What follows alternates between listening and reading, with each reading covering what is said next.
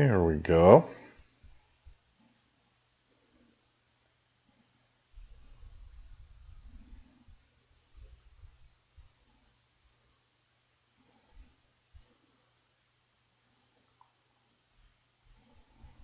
Check out, everything seems to be okay.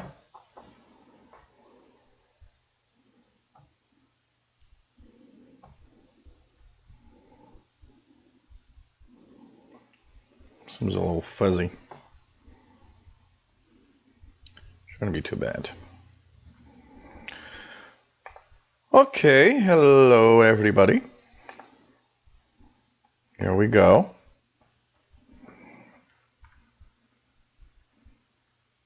Hey, it's true, you guys have an ad before. Okay. So hey everyone, welcome to this live tech show. We have this show every Tuesdays at 3 p.m. Eastern. That's 2000 hours Universal Time. We answer your questions. So of course I go through the questions that people send me through the email first. And after that, if we have questions in the chat, we take a look at it. So hello everyone, my name is Gilles. I'm a tech guy and I'm located in Montreal, Quebec, Canada. This show is every Tuesdays, 3 p.m. Eastern Time and 2000 hours UTC. And if you're wondering, you can send your questions through helpwithyourcomputers@gmail.com. That's where it goes. And during the week, anytime you got something to ask. And of course, we have a chat room with wonderful people if you want to join in and have fun. So hey everyone, welcome aboard. This is show 61. And we are January 17th, 2017. Hope everybody's all right and had a great week since last week. Overwhelming positive response with our first From the Couch show with me and my nephew, Gabriel. So that was pretty cool. Had a lot of positive, and it's just great to see that people love it. I'm actually working on some little changes to the lighting for the next show and maybe a little something in the background. It's kind of nice, but I think the background needs to have a little fill-in or something that's missing. It's kind of empty, a little bit like here. So I actually thought about something that I'm going to work on later after the show today here. So for Thursday, we should have a little something different in the lighting, and hopefully things are going to be better. Welcome, everybody, and hope you enjoy today's show. As usual, it's always fun to be here. And here is the cat that wants to say hi to everybody. So hello there, Paul the cat. And is always interested every time there's a live show. So it's nice to see everybody here. So he just wants to lie down. Here we go. It's going to be fine. And hey, everyone, welcome aboard. Hope you guys enjoyed today's show as usual. So, hey there, everybody. Nice to have everyone in the chat room. And, of course, we'll get to the chat room a little later on the live show, the live feed. And it's going to be nice to say hi a little later on to everyone. So we got a number of questions and comments through the email that I will be going through. And after that, not too much. People are, I've noticed that since the chat room now is getting more popular, people tend to prefer the live feedback thing. And it's okay. You know, it's okay. It's just on certain questions sometimes. If you have a question that's a little demanding in what type of, of what to do, sometimes I need to research a little bit. A tech guy works in a way that he doesn't always have the answers right away. A tech guy sometimes needs research. No tech guys know everything. It doesn't work like that. So sometimes we do need a little research. Hey, want to help us? Well, this is where you can do a little something for me. There's a patreon.com/radioandcomputers. This is a place where you can pledge for every video that I post, every live show that I do, or give a little something every month. It's nice because you can just put, the amount every month the maximum amount every month you want to actually give, and it's automatic on the first of the month. It's taken out. and it's easy to get out of, and it's cool. And I already want to thank you for those that are on Patreon. So I do have a few patrons, 8 patrons to be exact. And of course, PayPal at the Yahoo email that you see here. This is where you can send me your donations also. Greatly appreciated, because I got to say, AdSense since the 1st of January is I'm actually going through the worst month ever with AdSense and YouTube monetization. So it's really welcome if you can help out. Greatly appreciated. And thanks to everyone that has donated. And don't worry, if you can't, it's no sweat. There's no problem there. Okay, and our questions that we're going to start today.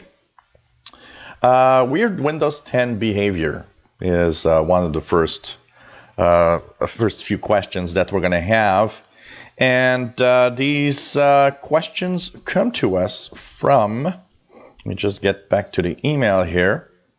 So, okay, well, we have Maurice Blanc. That has a question concerning his Windows 10 computer. We also have in this part questions from Roger. Roger is also having a few things that he wants to ask about Windows 10.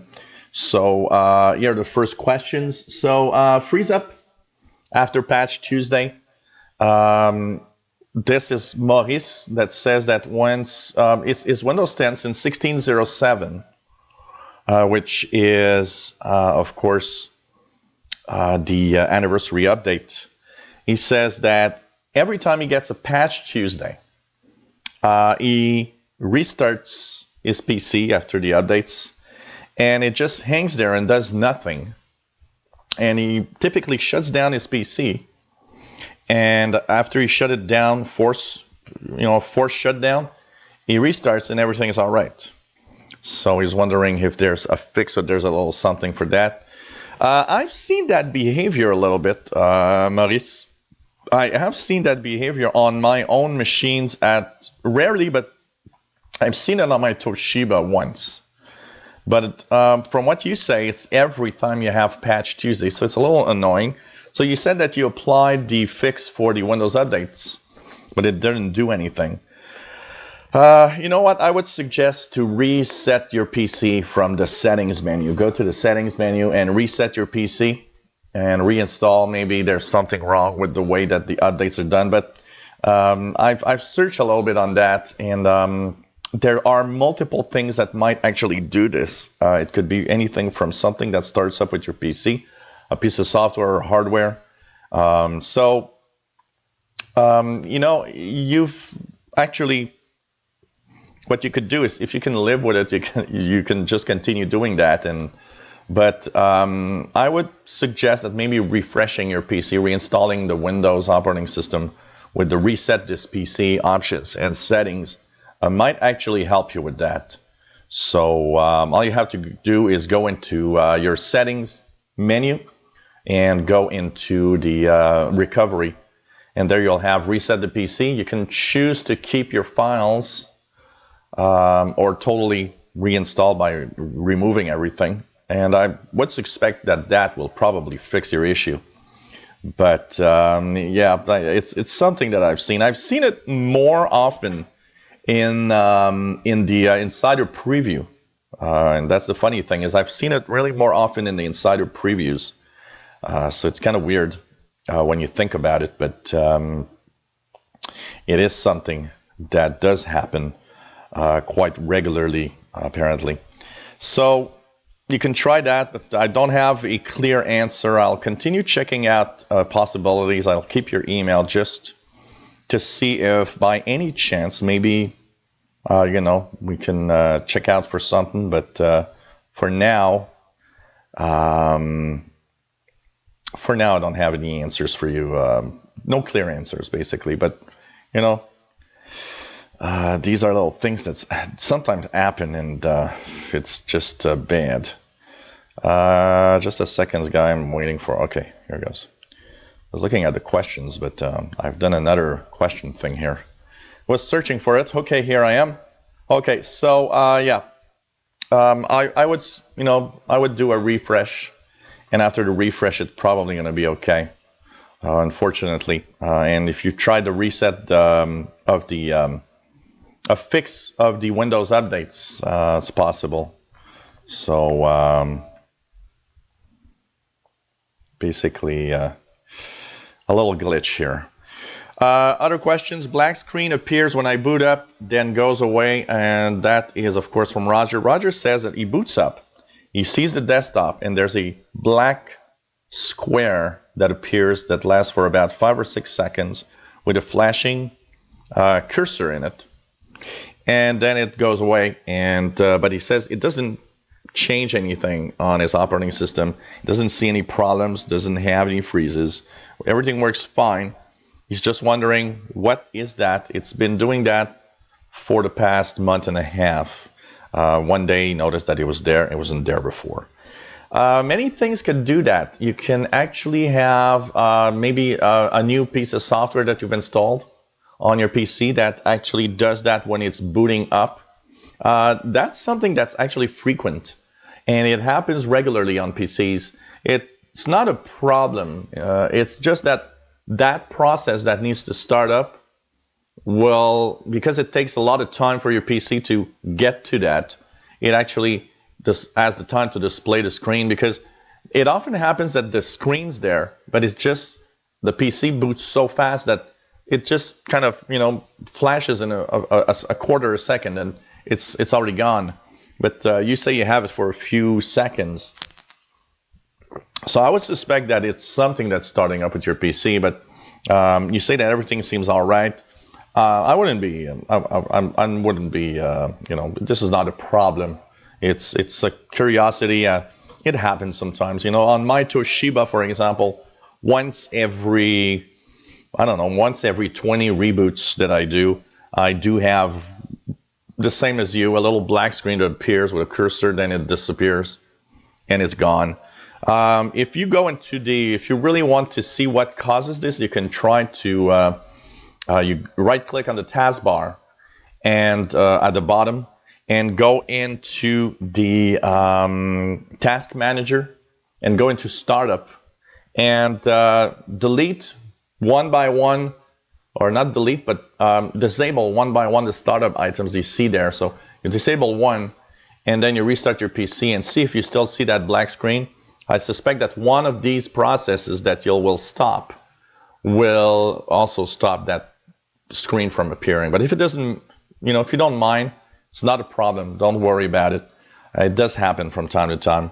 And basically, if you do try the taskbar and the task manager thing that I've just told you, just be careful not to disable your antivirus or anything that might be very useful. And go one process at a time. Don't go and disable everything, because it might be gone, but you still won't know which one caused the black screen. And finally, you've got Edge browser not working and crashes all the time on one of your PCs. So you say that since you have 1607 on that PC, Edge actually appears, but as soon as the start page appears, it crashes all the time.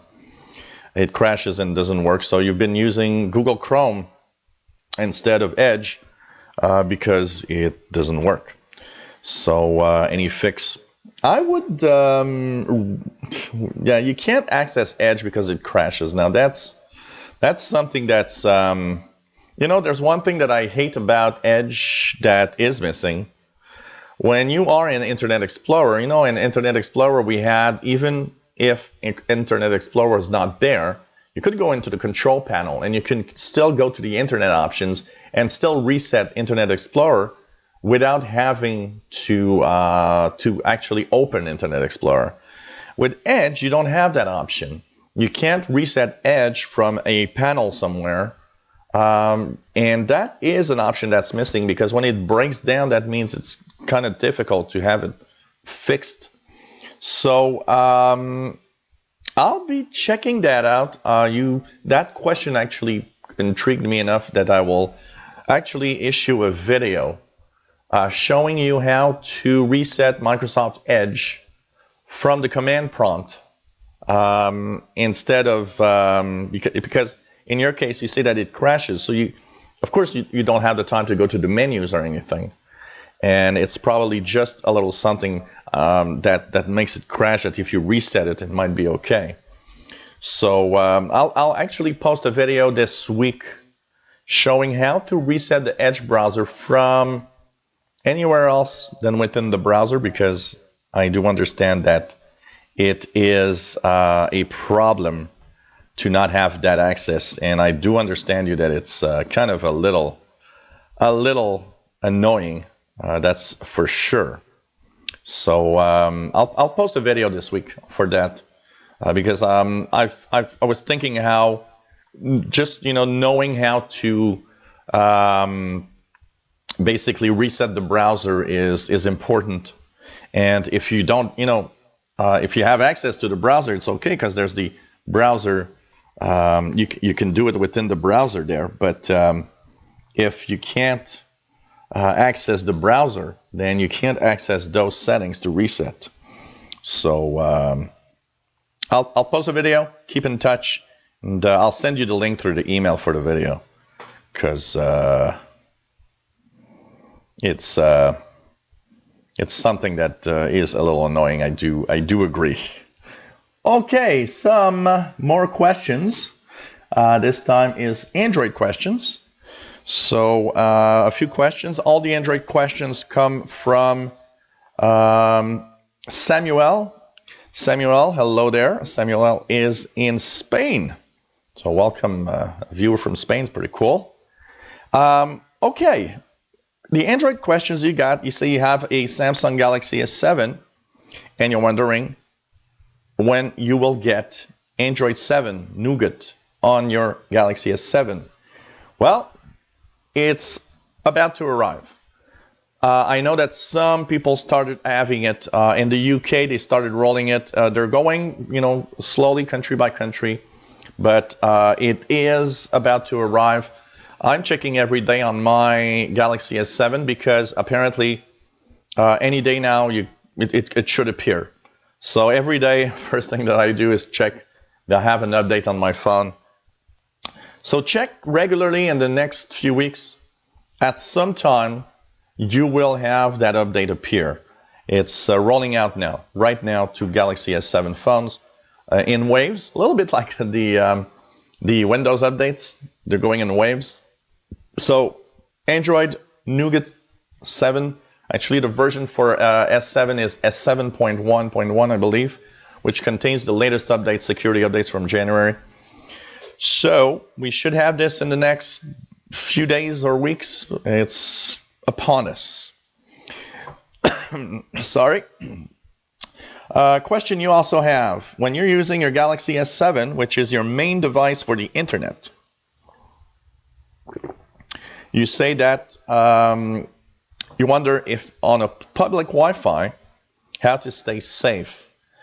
Well, on a public Wi-Fi, actually, I was looking at something, and it will be my recommendation for next week. I saw a great app that's in the Google Play Store that's free, and it's called Opera Max Data Manager. It's made by the same company that makes the Opera browser, and it's free. It is ad supported, but it works well, and what it does is actually, when you turn that on, you are now into a VPN, virtual private network. I tested it this morning on my own phone, and it works great. And it really works because I went to the Google Maps, and it showed me I was in Tokyo, Japan. So I was like, oh, okay, the VPN works well. Also, I was browsing Google. I had Google Japan this morning, stuff like that. So it works well. And it's even cool because not only do you have a VPN available when you are using a Wi-Fi, a public Wi-Fi, which means you're virtually protected and you can do pretty much what you want because you are a VPN, you are in a tunnel. But also, what's cool with that is if you don't have a lot of data for your cell network, for example, it actually kind of compresses everything you receive from the web.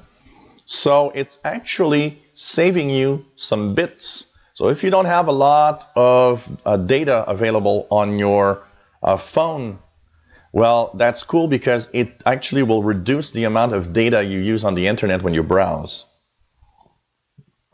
So Opera Max Data Manager. It's free. Like I said, it's ad supported. So when you turn it on the bottom of the app, you see an ad. But it's not too intrusive. And it works well. And I actually like it. And it will be my recommendation for my app of the week on Thursday. And finally, say that many of your apps are crashing on your Galaxy S7 and wondering what to do. Okay, two things you can try. Of course, you can try uninstalling and reinstalling an app. That sometimes fixes crashes. Remember to restart your phone from time to time because your phone, if you don't, I never shut it down. It actually goes into a... Sorry, everyone. I just had to sneeze here. Really sorry. Okay. So I was saying that basically when you use your phone, and I use the phone, I don't shut it down. It's kind of turned on 24 hours a day. It just goes to sleep. But once in a while, it's good to hold on the right side of your Galaxy S7 phone. You hold the button and until you see the options to shut down and restart. Choose restart. That might fix app crashes. For example, I have a Pokemon Go crashes from time to time on my phone. And when I restart it, it comes back normal and it's okay. Also, you can force start your Galaxy S7 phone. That's by holding the home button at the bottom and holding the volume down button. You will actually see that it will actually completely stop at some point. So you hold it until you see your phone just closes completely. You'll see the screen go black. And then restart your phone. What that does is because when you shut it down, when you restart, it doesn't totally restart. What it does is it saves everything you were doing, and then it kind of takes back from memory things that you were doing before. By force restarting your phone, what it does is you don't lose anything, but what's in memory is like cleared up, and you can actually, all the RAM stuff is cleared up. So when you restart, it's like restarting a computer from fresh, from when you shut it down. It just restarts the operating system, and every process that was in the background that might still be running will or should come back to normal and work normally after that. So basically that should fix for the majority of problems that you have.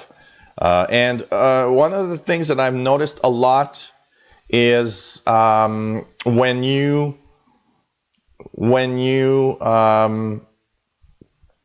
have apps in the memory card and the SD card, that is something that can also sometimes make your apps crash. Move it back into main memory on your phone, and it might actually fix. Some apps don't like to be moved into the SD card. It can happen. So eventually.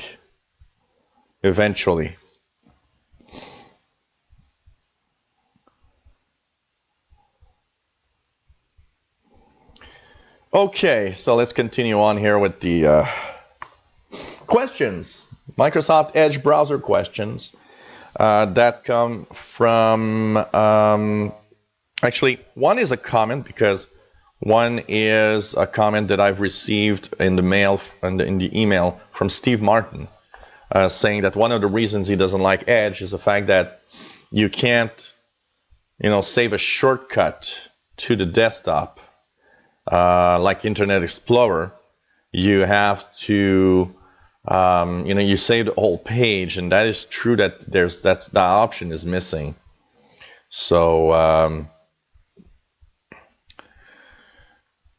As for the second thing, he says the bookmarks are into folder that are easy to organize, but yet there are ways to organize it within the browser.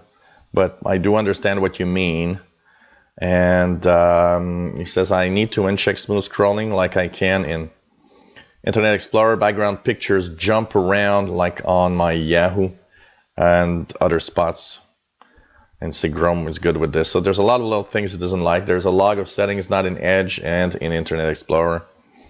And Chrome is better. Internet Explorer is the best so far as for settings. So Steve Martin having his little comments on Edge. So thanks for sharing that with us. And this is all in a little subjecty little comment that I had about Edge browser, and I asked why people didn't use it.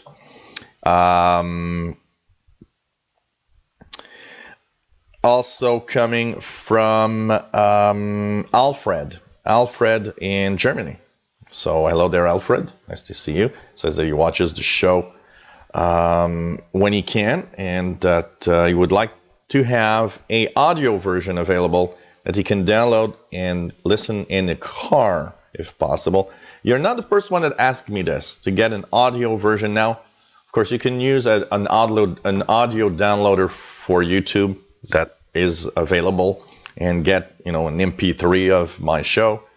But a lot of you have been asking for that, so I'm looking at how I could maybe put a link in the description of live shows and say, hey, if you want to have an audio version of my show, here it is. So I'll be checking that out. Alfred says Edge browsers. His own take on why Microsoft Edge is not popular or disliked from some people.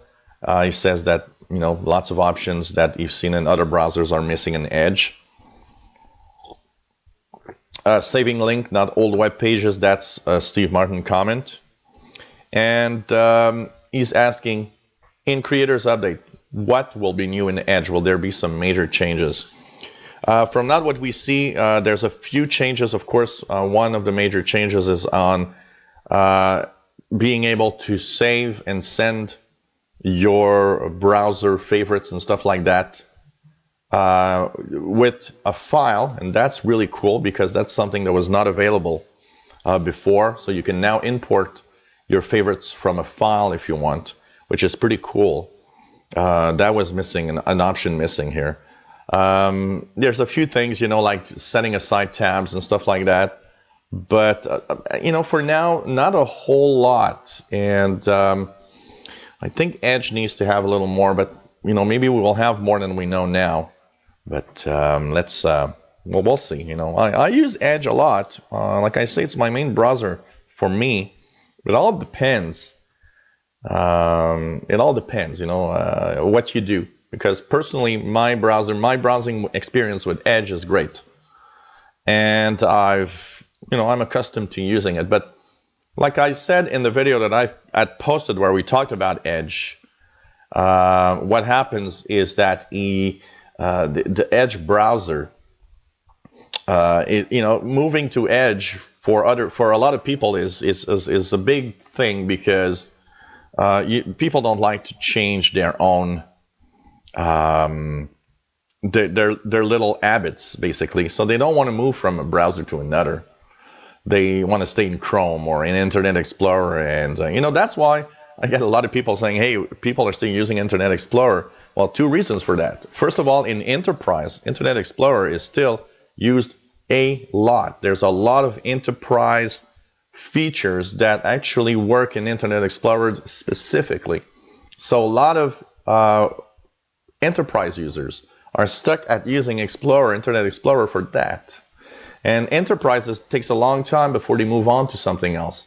So it's there for a little while for that.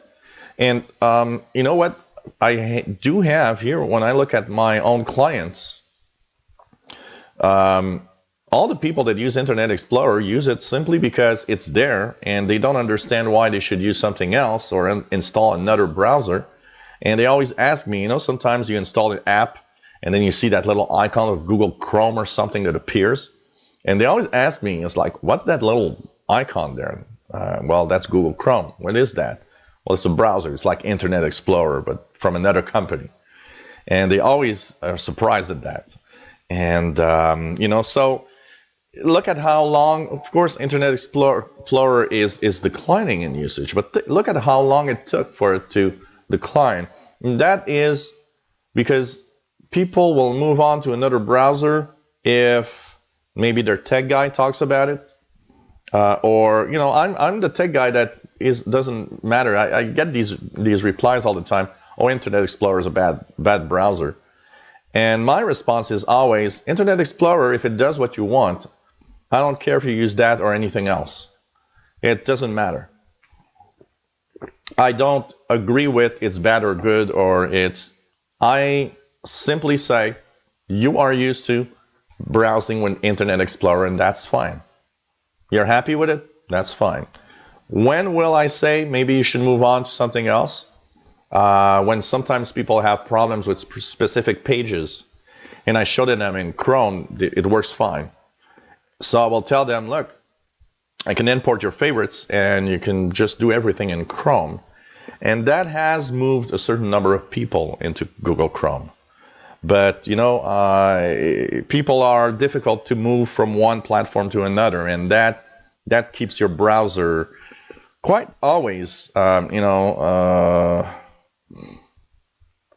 same. People don't want to change. It's very simple. It's really, really that in general. Okay, other questions about the builds that we've just had and a few things. Okay, I've had quite a few of you say, hey, Insider preview problems, downloading stuck at 0% or 70% or 95%. Yeah, there is on some problems, for some people there are some problems. And it seems that some of you are stuck at 0%. Now, I saw a blog post. There's a few steps that you can do and try to fix. I had that 0% problem on the first try. I used the Microsoft Fix-It tool for Windows Update. It says my updates were kind of scrambled up. So they kind of erased everything that was stuck there. And after that, it worked fine. For those that are stuck at 77 or 95%, that's a known issue. But it's because you're not patient enough. All the people that I've seen, 77 or 95%, your update is still going, but there's kind of a loop.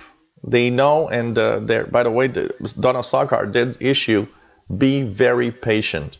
Some people get stuck at 77 or 95% for an hour, and suddenly it just goes through. So if you are stuck at 77% or 95% of install, wait. I think people are not patient enough. There's a lot of things like that. People say, oh, after 15 minutes, they're like, well, it's stuck. No, wait. You got to wait. And I mean, seriously wait. Donna Sarkar said, particularly for the 95% stuck, it's something that's an hour. For some people, it takes an hour before it continues on after 95%. And they say it's specific to some computers in particular. So it's kind of interesting. Also, I have a question that comes to me from, or two questions come to me from Philip. Philip says, hello, I am an insider and I have a specific machine for that. He says that he's wondering if there are fixes for some of the hardware and software glitches that he sees in 15007.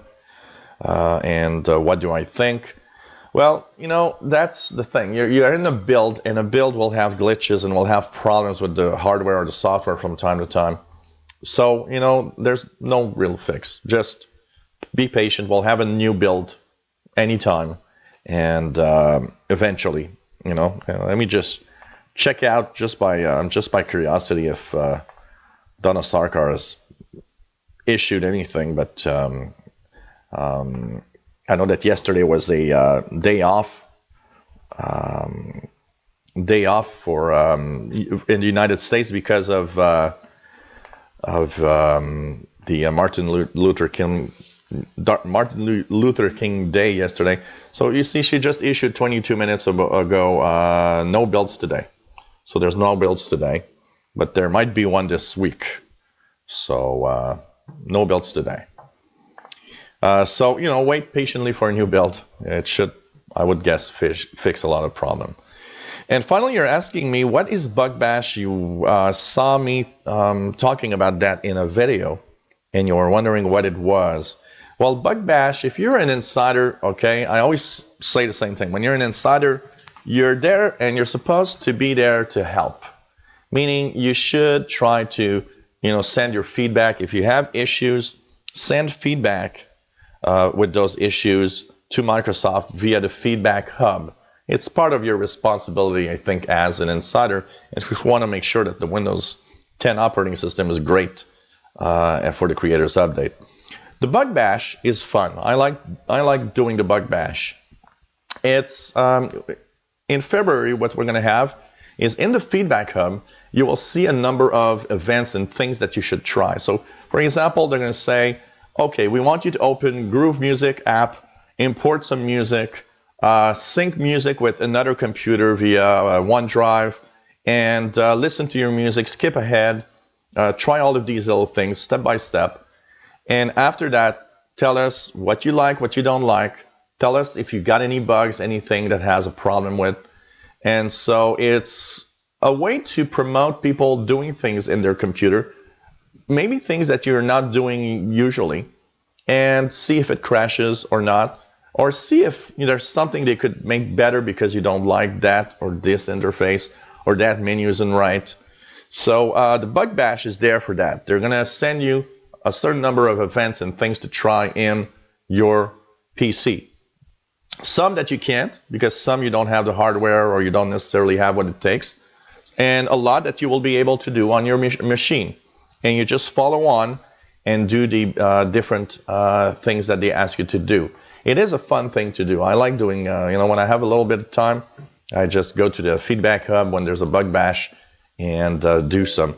Now, what do you get in return? You get, little medals that they send out through the app, the feedback hub. They give medals for a number of bug bash quests that you've done and all sorts of things, for a number of comments you'll posted, just for the fun of it.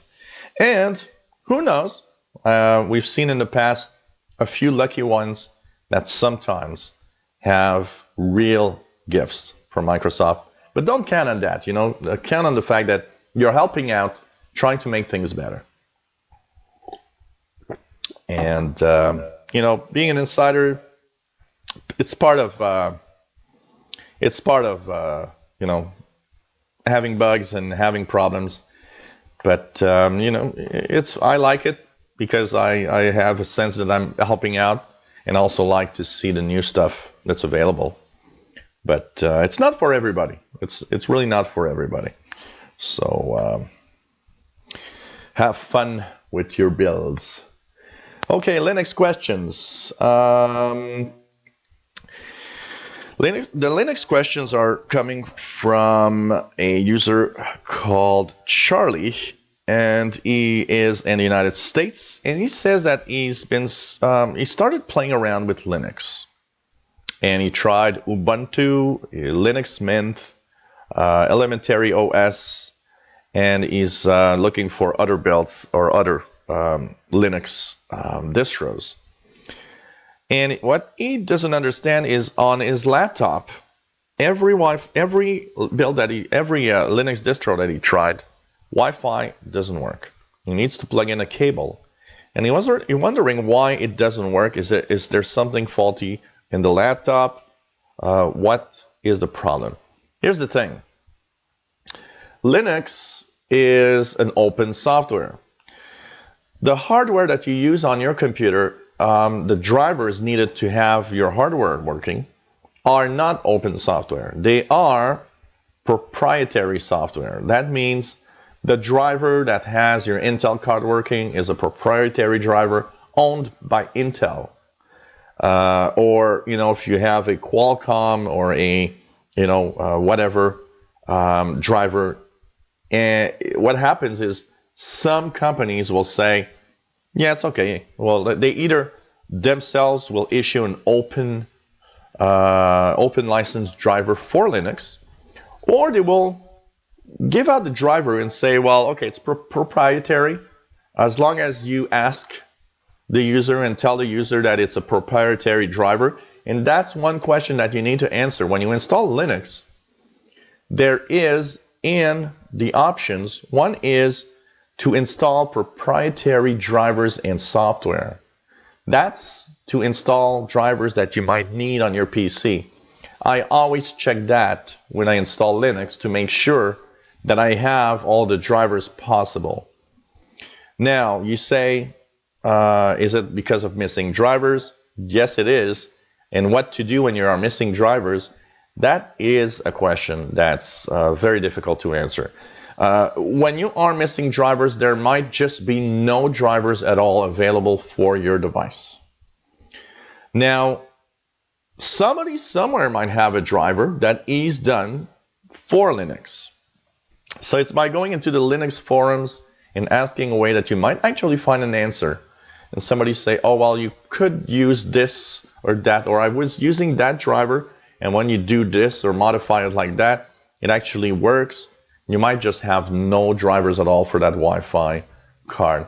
That's why people that have a lot of like to use Linux a lot. What I do is I will tell them, well, get yourself a good old, very, very, very standard Wi-Fi device.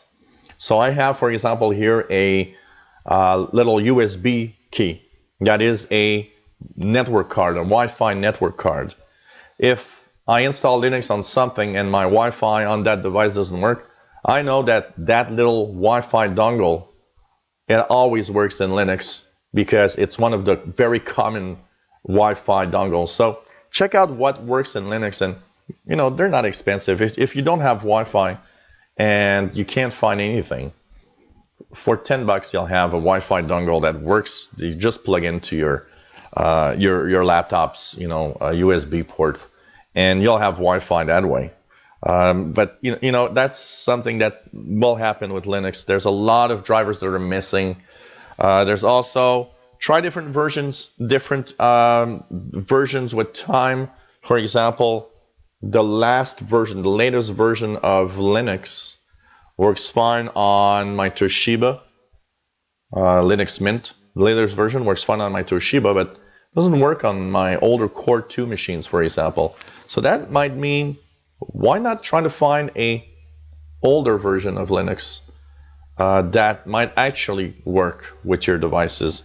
So it's a little bit like Windows. When they move on at some point, there are some hardware, there are some devices that are left behind. And the last question that you have, which is an interesting one, I've never had that question asked, is Linux safer than Mac OS? First things first, safety is what you do. So is it safer than Mac OS? No, because it depends what you do. If you are clicking everything and downloading everything, there are viruses for Linux, for Mac OS. It is technically safer than Windows, but only because it's a very small portion of computers used around the world. I always get that thing that people will say, oh, Windows, it's bad. Viruses get in Windows so easily.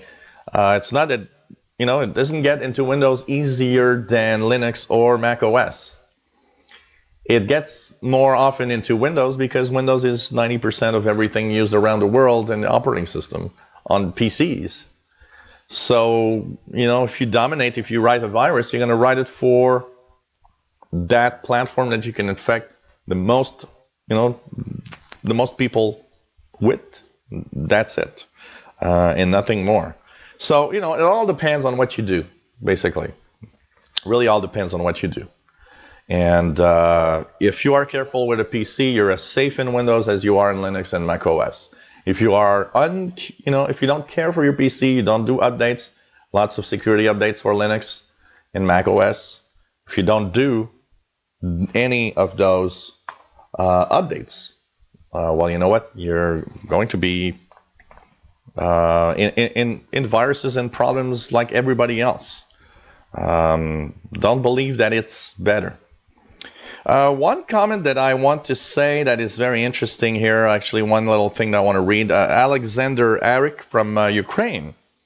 In the last show, he asked about a media player for Android device, and I was talking about VLC that I like. And so he actually looked at VLC and he was comparing with MX Player, and it's very interesting, very, very interesting. So he was comparing, was saying VLC is more stable than MX Player. He likes VLC for streaming some stuff, some audio streams or radio streams. It seems that VLC works better. But there are things that he likes in MX Player. He says more flexible, has zoom in video, stuff like that. So there's a few things, but it's very interesting how he was comparing both the VLC and the MX Player for Android. So it's really nice, and saying what works and what is not working, and so on. So it's pretty cool, and he's pointing to some interesting things here. He says he's got an idea. Would be great to see a series of videos about player settings, and that is interesting. That is interesting. I've never thought of that. Really, getting into the player, the different video and audio players and the settings they have and everything. So that's okay. That's okay. That's pretty. That I'm keeping that idea, and we'll be checking that out, posting some videos about that for sure. Okay, what else do we have here? Let me just check. So I want to say, hey, hello everyone. Hello everyone. And so it's time to check the chat room here. Okay, hey there. Hello there, Jakes1224, Grapple Pearls, Tim Robinson, Albert Zappa, Helmut, the PSEC. What else do we have? Anybody I'm missing here? Miss Lady Catherine, nice to have you on board. Sean Robinson, cool. Vernon Smith, hello there. If I'm missing out on anyone, please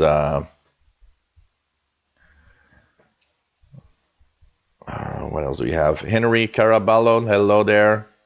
Nice to have everybody here. Hi, Hate Snow 2, hello there.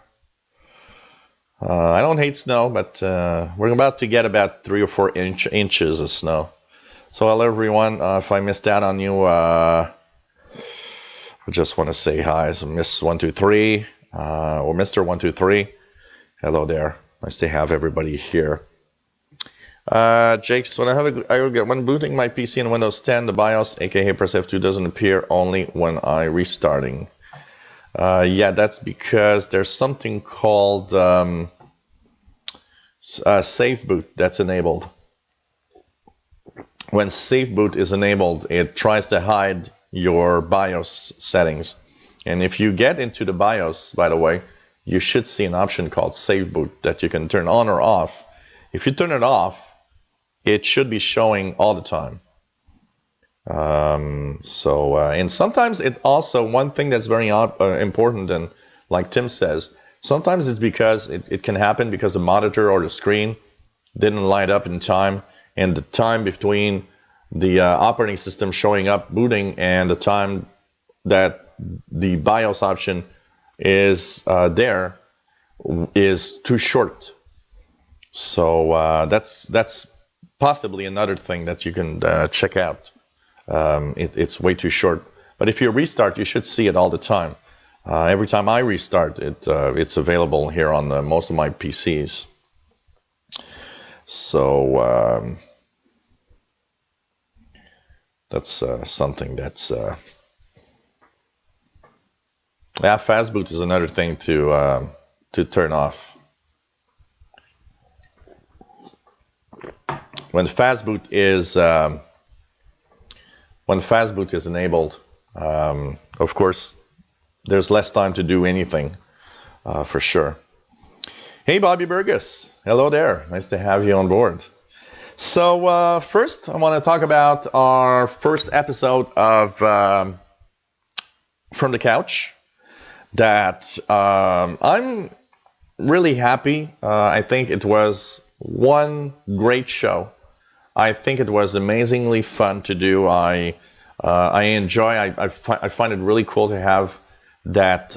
My nephew Gabriel as a co-host. It's really nice, and I've had a lot of positive. So thanks everybody. By the way, it's just been a lot of fun, and I'm already. As the week was starting, I was already thinking, oh man, I can't wait for that next From the Couch show on this Thursday. So it's pretty cool. Somebody asked me a question while he sent me a comment saying, hey, he loves and the question he had was how we synchronize the information that we're going to talk about, before the next show, and how we kind of do that. Well, what we do is I've opened up a OneNote space where we share me and him on the same OneNote page. So basically, what I actually started to do is create notes for every show. So I've started like tabs in OneNote that has the date of the show, and in there, for example, for the show of this Thursday, which is the 19th, we each have our spot where we put what we're going to talk about. And what if we have links to some articles about that. And we have kind of a deadline. If there's nothing urgent, there's no real big news. Wednesday night at midnight is the deadline. So on Thursday, we're not supposed normally to add stuff to the show unless there's a breaking news that's just incredible. Then yes, we can add a little something for breaking news up to the show. But usually if there's nothing special, up to the Wednesday evening, we add notes on our side. And it's pretty cool because then with OneNote, when one of us modifies the file, we get an email. So for example, today I got an email that said, hey, at 2:04 p.m., Gabriel has modified the OneNote page. So it's like, oh, okay. So I know that there's new notes, that he's posted some stuff. I added some stuff this morning. So that's cool because we know in advance what each other is going to talk about. And that was one thing that I wanted to make sure that we could do, because like that, if there's some news on, I'm not much of a gamer, so the gaming side of things is not really what I look at. When I do my tech news bulletins every day, I actually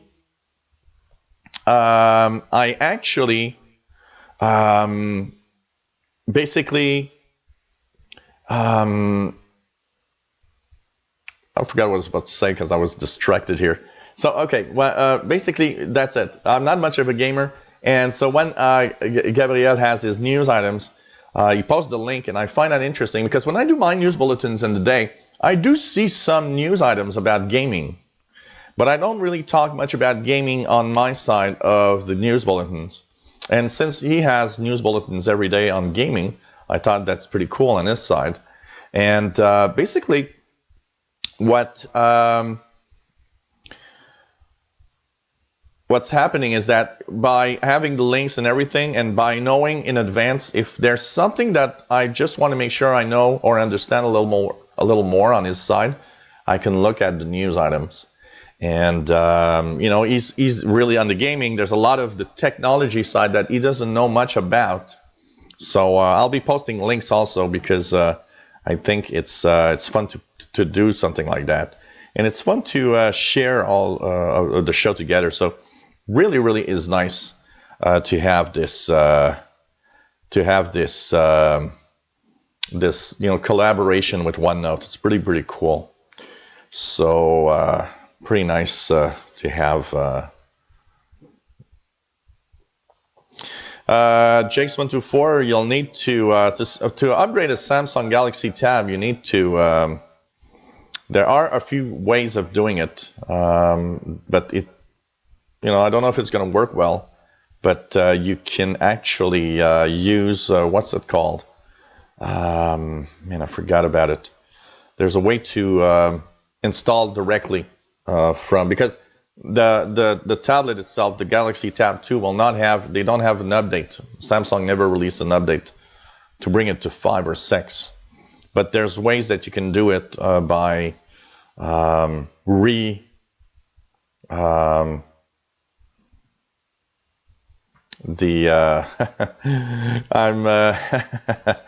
sorry.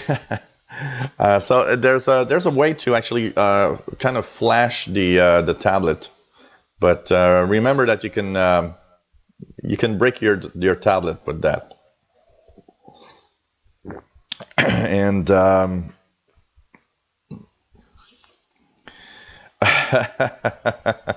Albert Zappa says having Gabe on gives me him an excuse to drink. yeah, somehow. So yeah, it was really fun. I actually enjoyed the show also, and it was kind of nice. And after that, it was just custom ROM. Yeah, it's like you can have. I'm trying to remember what's the name of that thing that you flash. What did you use, Tim, to flash your Tab 2? By curiosity, I forget the name. Yes, I will, Grapple Pearls, tell Gabriel that you are pissed that his Pats won past week. Oh, man. It's going to be interesting.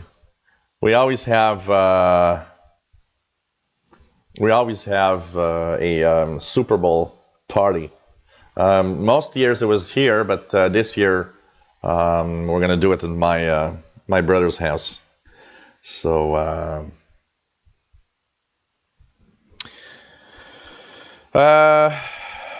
what else do we have here? Bobby Burgess says, "What are some drinking laws in Canada?"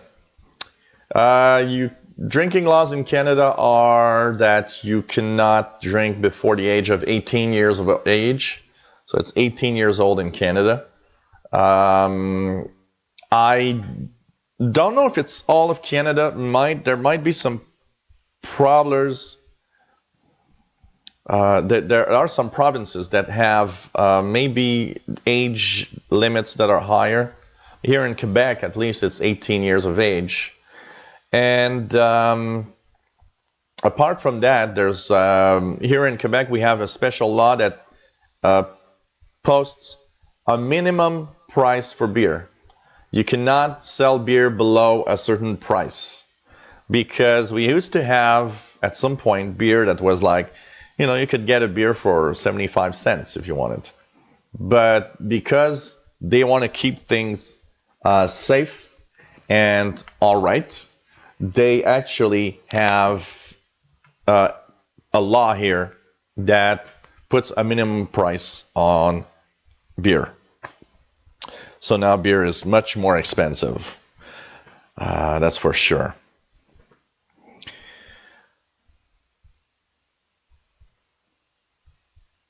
What is exactly your question, Mr. 123? I have a question about Mariana's Web. Is this truth?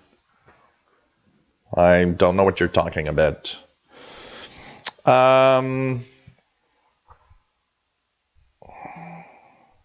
Yeah, that's the thing. I forgot the name also, Tim. Forgot the name. Yeah, we have, for driving, it's 0.08. The legal limit is 0.08. I don't remember what's the measure exactly. It's like milligrams of alcohol per milliliter of blood or something like that. So it's 0.08. After that, you are a criminal Here they've in the past 5 years put laws that are extremely harsh on drunk driving. Now it's criminal. You'll actually have a criminal record for driving drunk. It's not just you get a ticket. Before about 5 years ago, you had a ticket.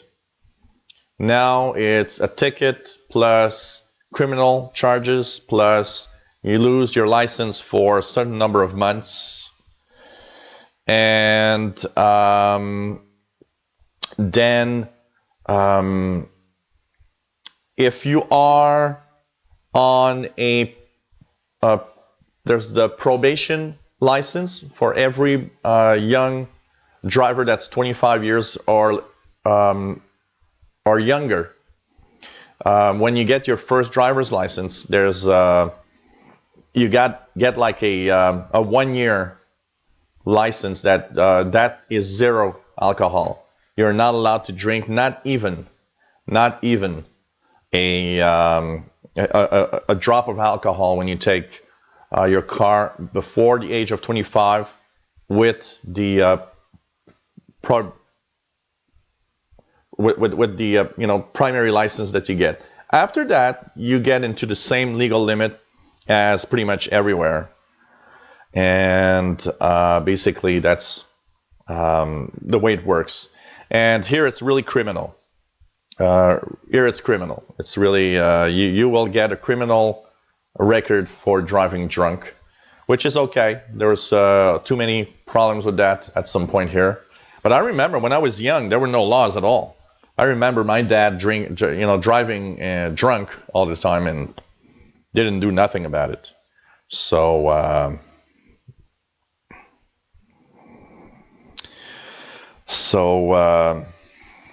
that's how it works. The deep web or the dark web, you mean maybe? The dark web, Mr. 123, it's safe to a certain point. I mean, it's if you use a browser like Tor and you go on the dark web, it is encrypted. It is safer than the general web in keeping your informations more safer, but it is not a license to do whatever you want, because you've seen that, for example, the FBI arrested some guys dealing with drugs, and they arrested also some pedophiles because they were going on the dark web to do these things. So, and it's not more secure in the sense that if you're not careful on the dark web, you have as much chances of getting viruses and ransomware than on the regular web. But it does have some part of it that is basically more secure in general, for sure. Can you remove a master boot record ransomware with a clean install? Yes, you can. You just have to basically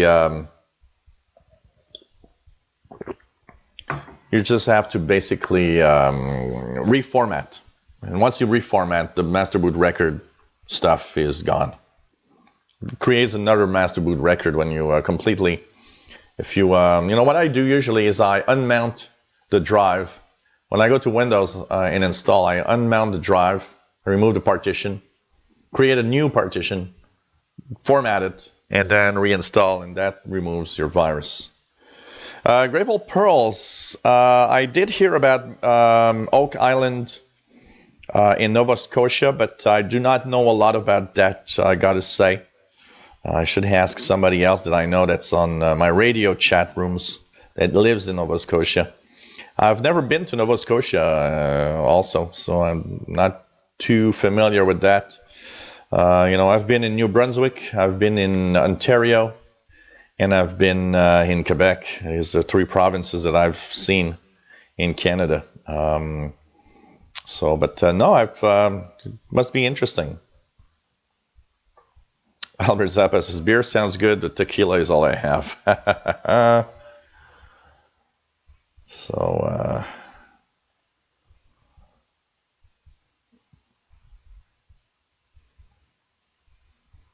Wow, that's 3 times the limit, Tim Robinson. Wow, that's something. Okay, anything else here? Let me check. Yeah, well, eventually we'll have Android 8 for sure. Eventually. Okay, we have a little question here from Grapple Pearls. How come you have to change font color, and font size for every email you want to write every time you do an email in Windows 10 Mail and Calendar app? It is so frustrating. Yeah, that is something that is kind of sad that it doesn't keep the defaults that you actually ask it to do. It's something that's missing, I think, in Mail in Windows 10 in the Calendar app. I have gone through a lot. You're not the first one that asked me that. I've got a few people that said, "Hey, do you, how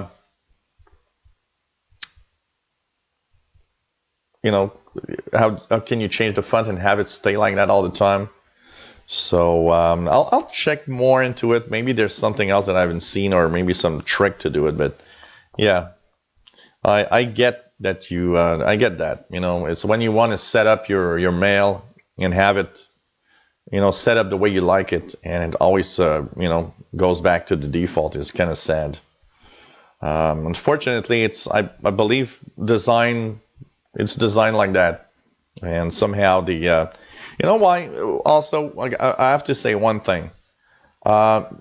A lot of people tell me, "Oh, I want to put, my own fonts and my own way of writing in Mail or in any email program." But I have to say one thing. Never forget that the font information, the size of the text, things like that, are not being sent out to every email provider. So you are writing in a way, and the other person can receive it, and it's going to be standard plain text. Because the information didn't follow. So it doesn't work for everybody. And maybe that's why they're not doing that. Maybe because they're saying, well, half of the email providers don't actually take that information into account. So why would you want that default font or something? But I think it's something we should ask Microsoft to change. I'm going to check in the Insider Preview. I wonder if they've played with that or made things better. And remember that your calendar and Windows 10 Mail app are updated regularly by the Windows Store. So check from time to time if there's some default. But I'll play around with it a little more. I use, most of the time I use the web interface when I write mails. So from my Outlook account or my Gmail accounts. And I don't send mail very often through the Mail app. So I'm going to play a little more with that. You say that you are behind the times, and you're wondering if I can explain what Bluetooth is and what it does. Bluetooth is a wireless communication protocol. It's like, think of it as a Wi-Fi for devices and for short distance. So basically, it's a wireless communication. It is meant to be used only with devices. So you're not supposed to. It's not made to get like Wi-Fi. You get the internet through Wi-Fi. Bluetooth is, yes, you can get the internet, but that's not what it's designed for. It's designed to communicate with small appliances. So it's designed to connect with, I don't know, a watch or a mouse or things like that. That's what it was meant for. Little devices that could connect wirelessly to a computer. And it is short distance. So it's something that's, usually in a room. Doesn't work much farther away than your room. If you have a wireless mouse, if you have a wireless keyboard, chances are it's Bluetooth. Even though it's not Bluetooth sometimes with the computer, That little dongle that you have, often it's Bluetooth between the dongle and the wireless mouse and keyboard. And it is really made for small appliances. They're used also for wireless headphones, for example, to send voice. It's not the best for music because it doesn't have the best audio quality, but all sorts of little, gizmos that you want to have short distance wireless connections with a computer. Bluetooth is that. Bluetooth is, your phone, for example, in your car. If you use your phone in your car wirelessly, chances are your phone is connecting via Bluetooth to your car, because it is the way that it's done. For devices to talk with each other, Bluetooth is for that type of communications. New versions of Bluetooth are coming. Bluetooth 5 was announced at Consumer Electronics Show. Promises much bigger range, better connections, because there's a lot of frustration in the connections on Bluetooth. It sometimes drops and a lot of people go crazy. Version 5 promises to be much more precise, and so basically it's really a short-term communications between devices, basically. So I hope that my answer is satisfactory and interesting. I'm lucky with the alcohol thing, because the only bar that I really go to drink is only four corner streets from here. So I always, you go there by walking and I come back by walking. So at least that is nice. And we have pretty good bus and subway service here in Montreal, so that's not too bad also. So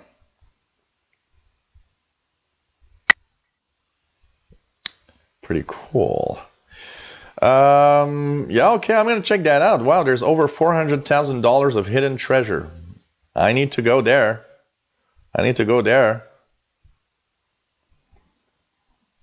Jakes124, if you forgot your password from your laptop, if it's if you don't have a Microsoft account, you need to go to Google and type NT password recovery, and you will have a little program that you download and you put on a USB thumb drive or on a CD or DVD.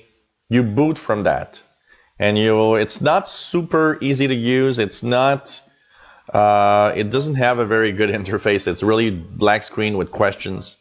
But you can reset the password from there, only if it's not a Microsoft account. If it's a Microsoft account, you have to go through the Microsoft account in a web page and reset your password from there. There's nothing else you'll be able to do if you don't do that.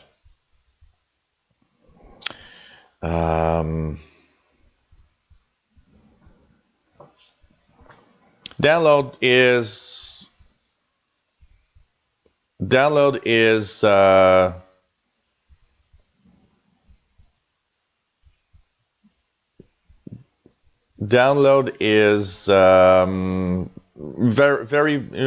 very much variable in the Windows Store.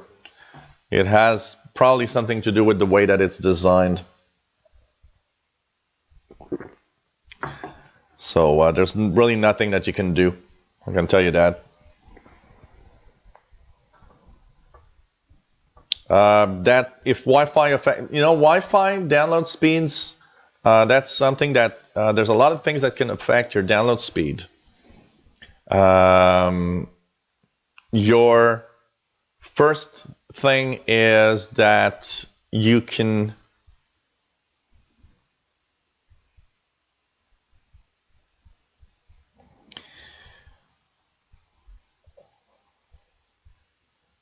there's a lot of the download speed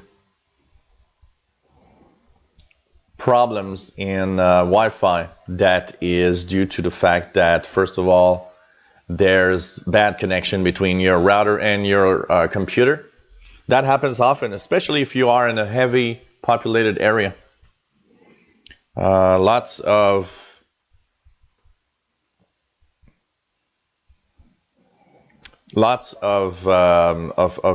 Wi-Fi around you, so you might have to change the channel. You know, one of the very, very common issues of slow Wi-Fi also is the fact that different Wi-Fi products, so a router from Linksys and I don't know a Wi-Fi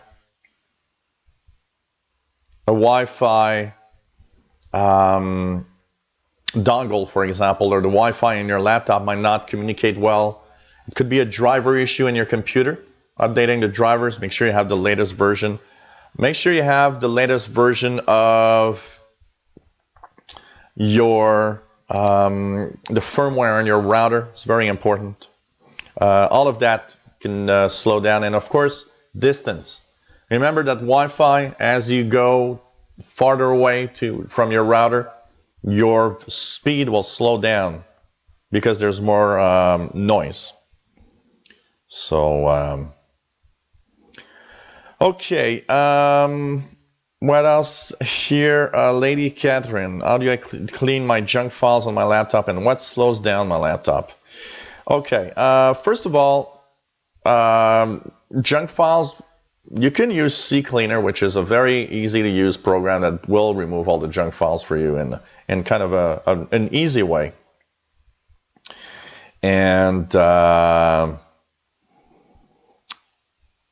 by using CCleaner, you'll be able to clean regularly all the temporary files everywhere. With CCleaner, what's cool is that it checks everywhere that temporary files are available, and you can actually remove them from there. As far as slowing down your PC, what happens is that with time, software you install, first of all, don't think that removing the junk files and the temporary files will act or do anything on the speed. It will not do anything at all with the speeds of the speed of your PC.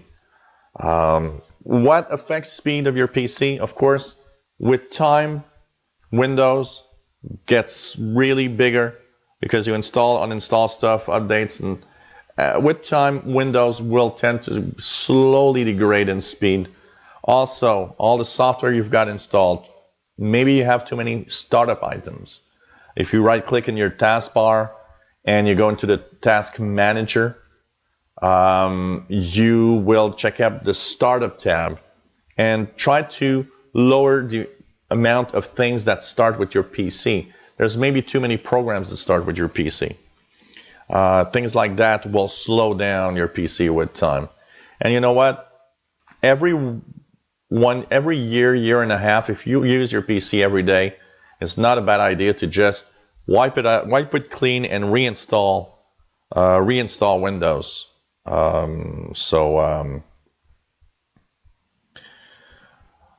Reinstall Windows, and you will get some speed back.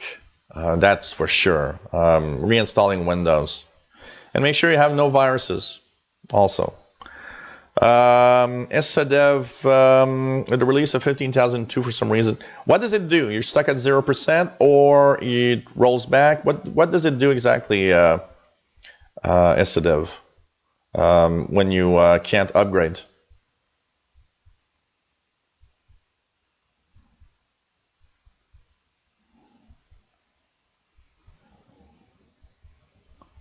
Okay, have you waited enough, SDev? Did you wait at least, leave it at 100% for an hour or an hour and a half before you continue? Because a lot of people are reporting that they're going past 95% and then nothing happens. But Donna Sarkar said to be extremely patient. For some people, it's basically going to it's going to just continue on.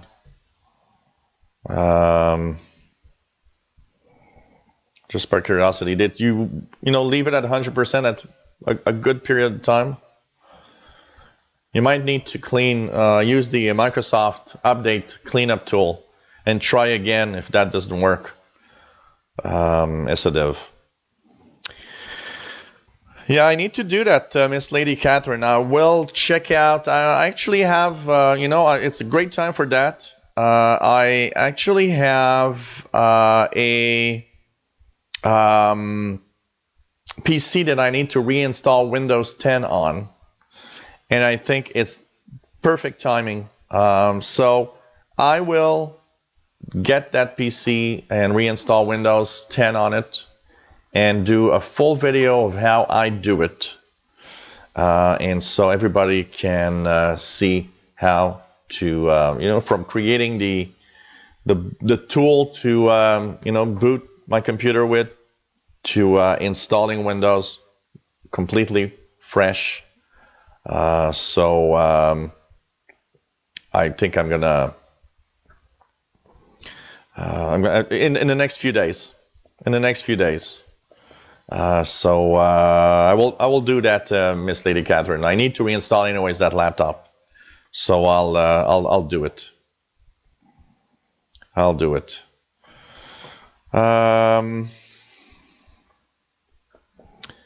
The CPU affect gaming, of course it does. So the more powerful your CPU is, the more your gaming experience will be good. But of course, don't underestimate the GPU, or the graphics processing unit. Your graphics card has a lot to do in gaming. So it's not just a CPU thing. It's both of them together. Getting the best performance out of your processor and your graphics card together will make okay, so you haven't been able what I would do for as a dev is go to the Microsoft website for the image files of the latest build. They have the ISO now available for 15,002, and install 15,002 from scratch using a USB thumb drive, and then update, and it should work. You know what I did here on this? Right now, this machine is running 15007. This machine was not updating at all. And what I did is I reinstalled Windows 10 regular version, and I went into the settings and Windows Update, and I just gave it the command to, go into the insider builds and the fast ring, and it eventually worked. So yeah, Intel, any Intel graphics chip for gaming is no good. The Intel graphics chips are not meant for gaming. They're never meant for gaming. So most of the Intel chips for gaming, it's so much better to have something else than Intel to try to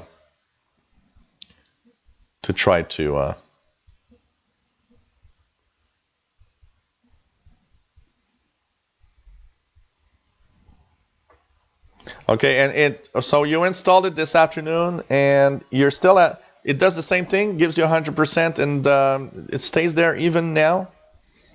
It might be that you will need to wait for the next build, or the next. There's something's going wrong with your insider build, and I don't know exactly what else you could do now. If you say that you tried this afternoon and it doesn't work, unfortunately, I think there's not a lot you will be able to do. Unfortunately. I'm just gonna do a little something, guys, for a second here. I think the TV just shut down, and you know what's interesting? I noticed that the TV shut down, and this is a new computer, another computer that I have on it. It's not the regular computer that I use, so it seems that computer makes my TV go into some kind of of hibernate mode or something. Okay, so it doesn't kind of see, basically. Okay, so let's continue on here. So here we go. So I guess we can maybe just put the background again. Oops, not here. The background of the show. So you are watching, of course, our live show. That's every week on Tuesdays at 3 p.m. Eastern. So yep, you might need to wait for the next build.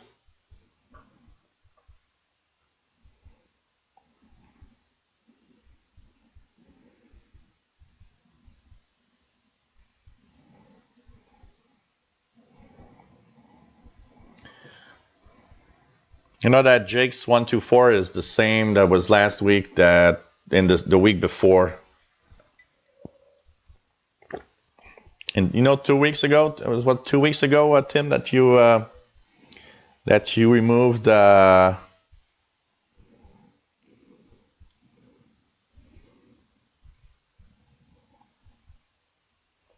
removed that guy. And this is the same guy coming back with different names all the time. So you could actually ban him completely. Oh man.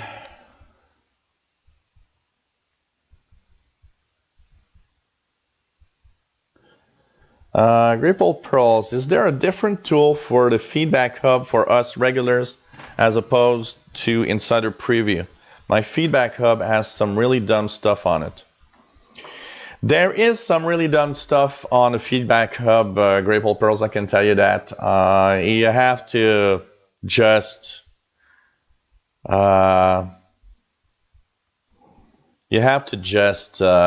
know, try to find what you want, but you know, it's probably like half of what I get in questions or comments through email or everything, where you look at it and you're like, okay, this is kind of dumb.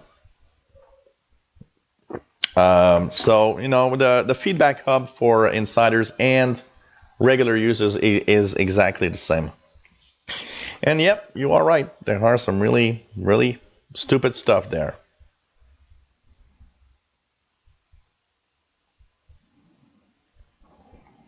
But continue making feedback, Grapple Pearls, because if your feedback is common, and don't forget also one thing that's very, very important is if you are searching for a specific problem that you have, start by searching if somebody has posted the same issue that you have, and instead of creating a feedback, you upvote. So there's a upvote button that you can click. So that gives more importance to that vote, because if you send only individual posts on the feedback hub and nobody upvotes, they kind of get lost. But if you upvote a comment that is, or a problem that is the same that you have from somebody that already posted it, it gives them more importance, and Microsoft might have more chance to see it, because they get something like, I don't remember the exact number, but they get like hundreds of millions of feedback items every year. And of course, they can't check out all of that. One of the biggest problems with the feedback hub is how it's basically kind of mishmash of all sorts of weird things and all sorts of things. I can tell you that. Hey, Chip Catalano. Yes, after when I end the show, it takes about an hour and a half to 2 hours before it's completely online, but it will be online later on today. Mario Fan 1, hello there. Nice to have you here. Through the email, I'm just received another little message. This one is from Sophia. She says hello, and Sophia has submitted some questions before. Question that Sophia has is about Bluetooth. She says that she's been listening to my little intro on Bluetooth, and she's wondering, she has a device that she needs to connect, and she doesn't understand it. Every time she tries to connect it, it asks for a 4-pin code, but she says, I don't know what it is. I haven't seen the code anywhere. What should I do? Yeah, that's because you have something that's probably one of the older ways of connecting. So if you don't see a code and you need to enter a code, most of the time it's 0000. Just enter 4 times 0. And technically it should work. In the past, there were a lot of devices that you had to do that. A mouse, for example. You'd connect a mouse, and because the mouse doesn't have any way of entering a code, they had a default code of 0000. So many devices are at the default code of 0000. Try that out. I would bet that is. I would bet that is.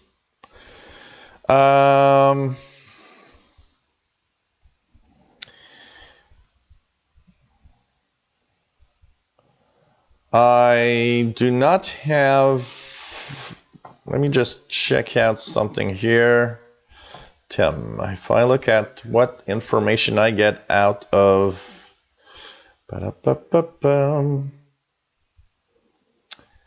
I do not get any information about the trolls on this chat, really.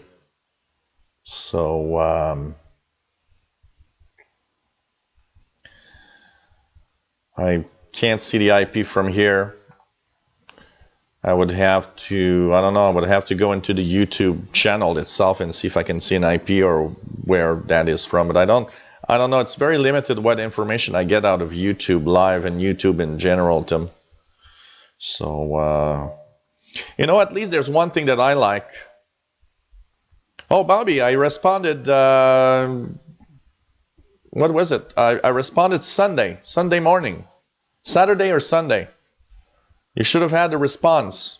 Maybe it was in, you should check into the junk mail.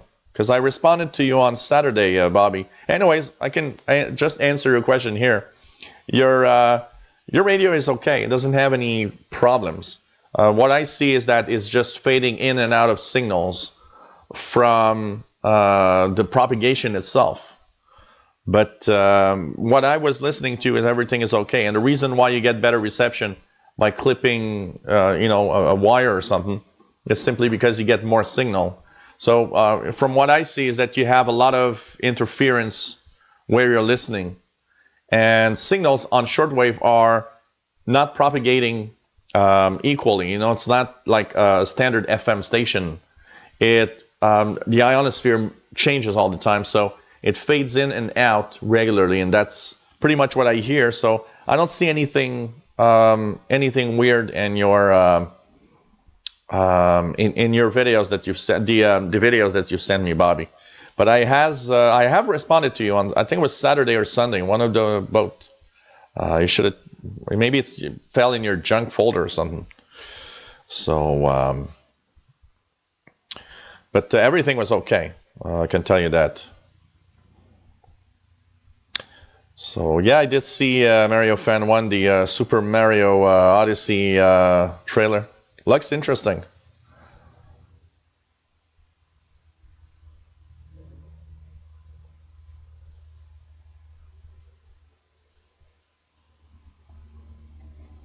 Yeah, it's very the feedback hub on it needs to be fixed. It needs to be improved. I think there's too much.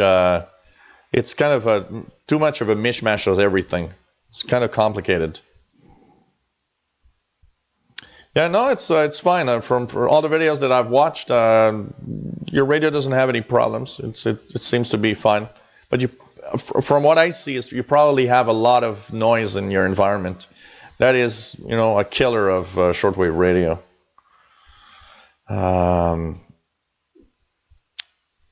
Yeah, well, it's not always easy to make it all the time. It's normal. There's no problem there. Grateful Pearl says, "Oh, I do a lot of upvoting in addition to adding my own. There's no Skype on my feedback hub, and I have to fuss about Skype." Yeah, yeah.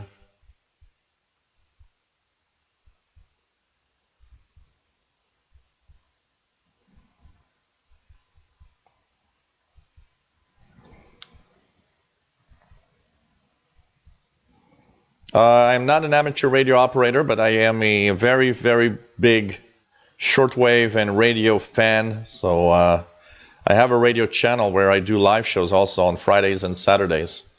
So that's pretty much it, Chip Catalano. But I am not. I need to get my license at some point. I really need to. It is something that I need to eventually get, because it's something that eventually I'll need to use. I have so much problems. Well, Chip, N3 CDX, just search for official SWL channel. That's the name of my channel, official SWL channel here. If you go to that channel on YouTube, you will see all my videos, and I do live shows on Fridays and Saturdays, talking about shortwave radio, and got an ICOM ICR 8500 receiver here. So if you're interested in radio, that's the place to go. And I have a lot of live shows and lots of fun. People have a lot of fun on live shows. Okay here. Anybody else have a question or something? Hey, Josh, nice to have you on board. And what's up? Like I was telling Tim, I'm still a little tired from a huge hangover. I haven't had a hangover like that in such a long time, because there's a friend's birthday on Sunday. And man, it went totally overboard. I got home at like 4 in the morning, and man,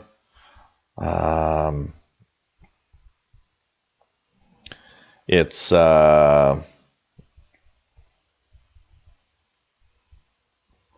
I'm still recuperating here. So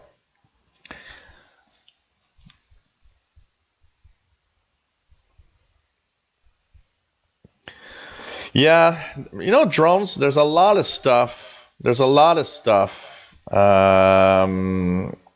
About about drones, and how it's complex, and all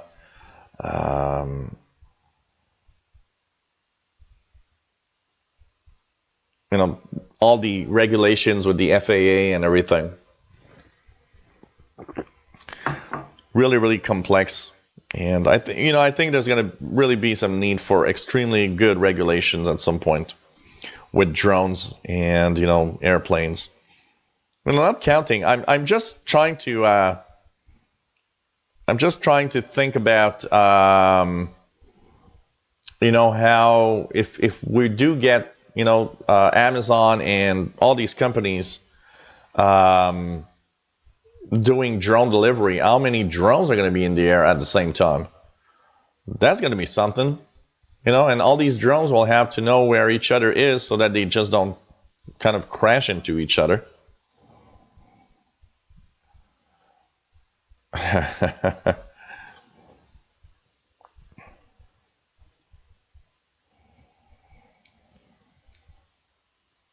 In the email, we have Frank.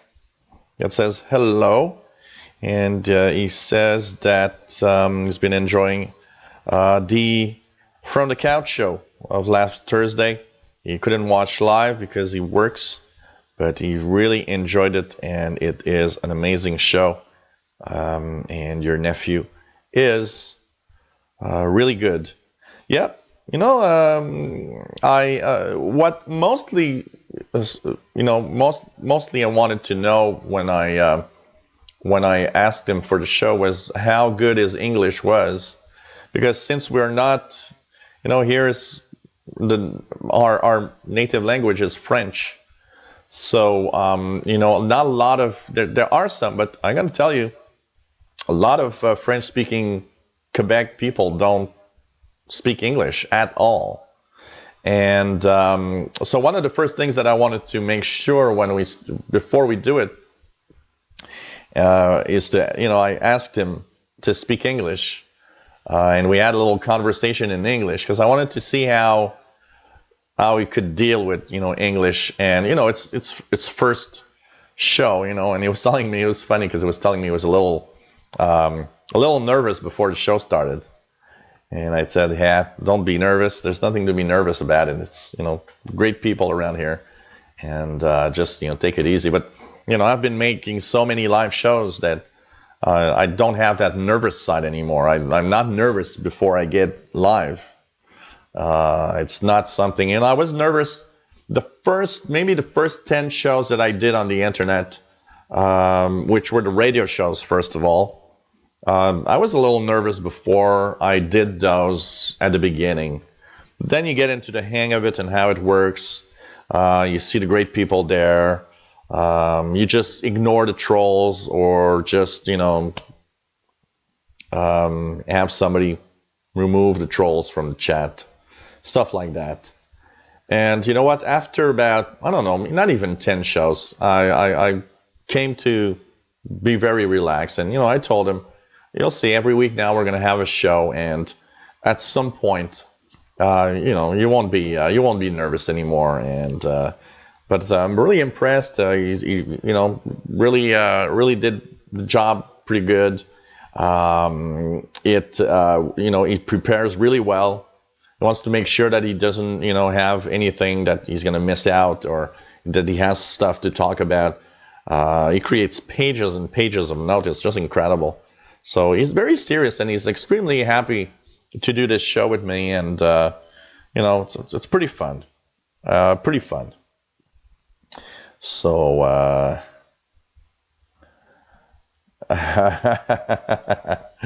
yeah, that's possible. Grapple pearls. It might be age. I just don't care anymore. Basically. Not only I just don't care anymore, but I actually am even a little, it's like when somebody starts to troll a little bit, I'm more now in the mood of, why don't you go to hell and go annoy somebody else, It's just, I'm more, Yeah, from the province of Quebec, Canada, Chip Catalano. Province of Quebec in Canada is a French language province. Pretty much everybody here speaks French. It is the only province in Canada that is officially French speaking. So here it's like a lot of people don't speak English. It's funny. So that's why. So my first language is French. So sometimes people ask me, you got this little accent, where are you from? A lot of people think I'm European, and I always tell them, no, I'm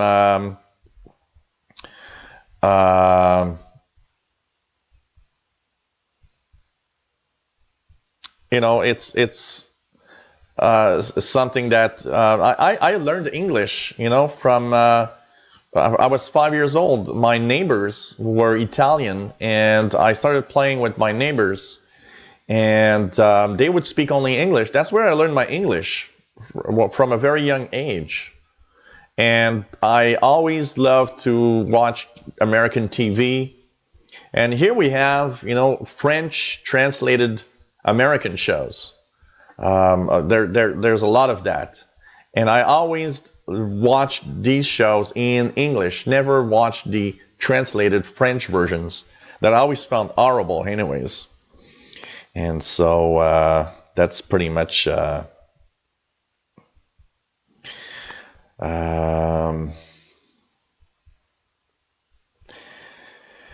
yeah, Tim, that's something that I actually have to take a look at. You know, I have a big voice, so I can speak.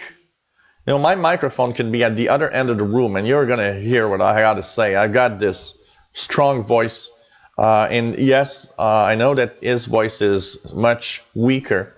On Thursday, I was thinking of actually putting a mic directly on him. And I speak loud enough that it's going to work fine.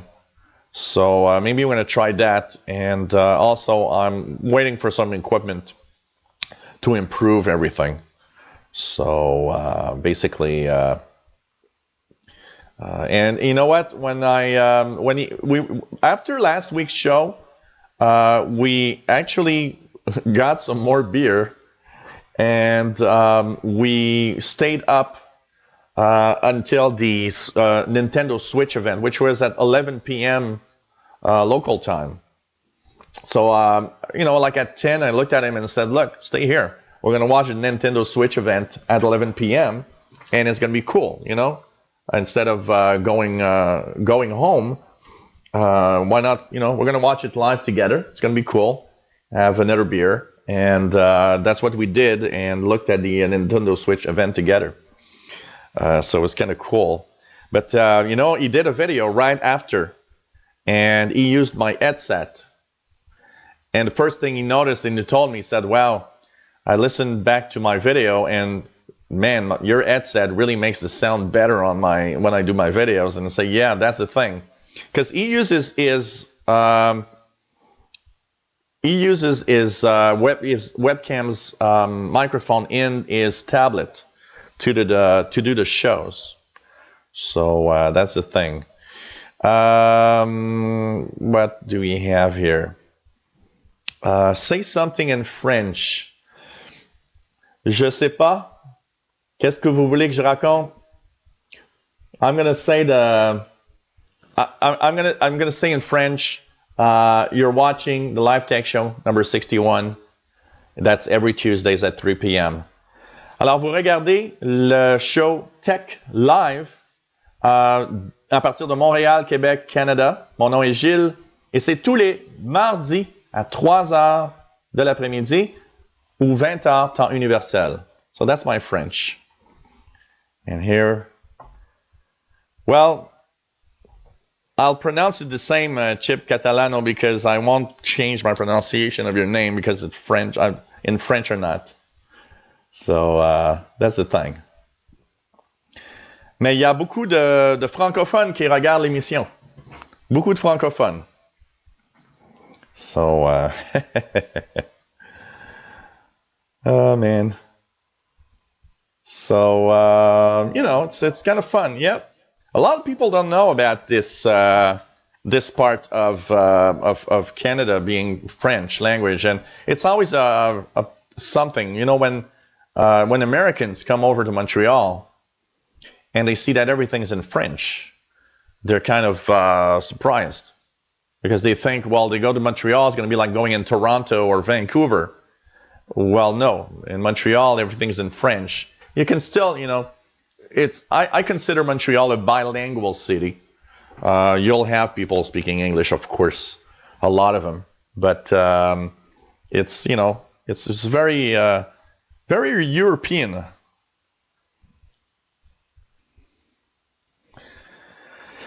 Well, Josh, I will try not to stop making YouTube videos. I will try.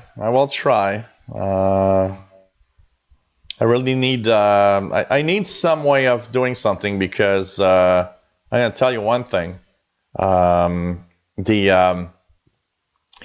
The monetization in January is the lowest I've ever had since I started doing YouTube videos. 5 years ago? 5 years ago? No, 6 years ago. This year is going to be 6 years that I started doing YouTube videos. And monetization in January is really bad. Can tell you that. To a point of I'm really, really in a serious mode of what am I going to do. Can tell you that.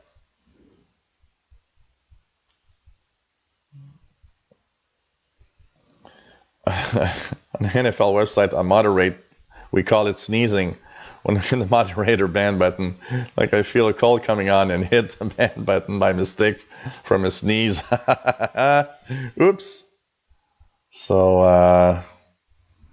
well, the 5 hour show, which was kind of more of a Christmas show than the couch show, was very particular. I got to say that I was drunk. I was drunk at the end of that show. I can tell you that. I was really, really drunk. I can tell you that. Oh man. Yeah, it happens sometimes, Bobby. You just refresh. Same for the video. Sometimes, the video freezes or something's not happening. So basically, what you need to do is just refresh, and usually it fixes the problem.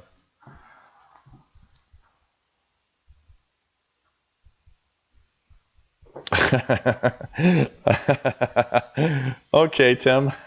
I like your your possible French.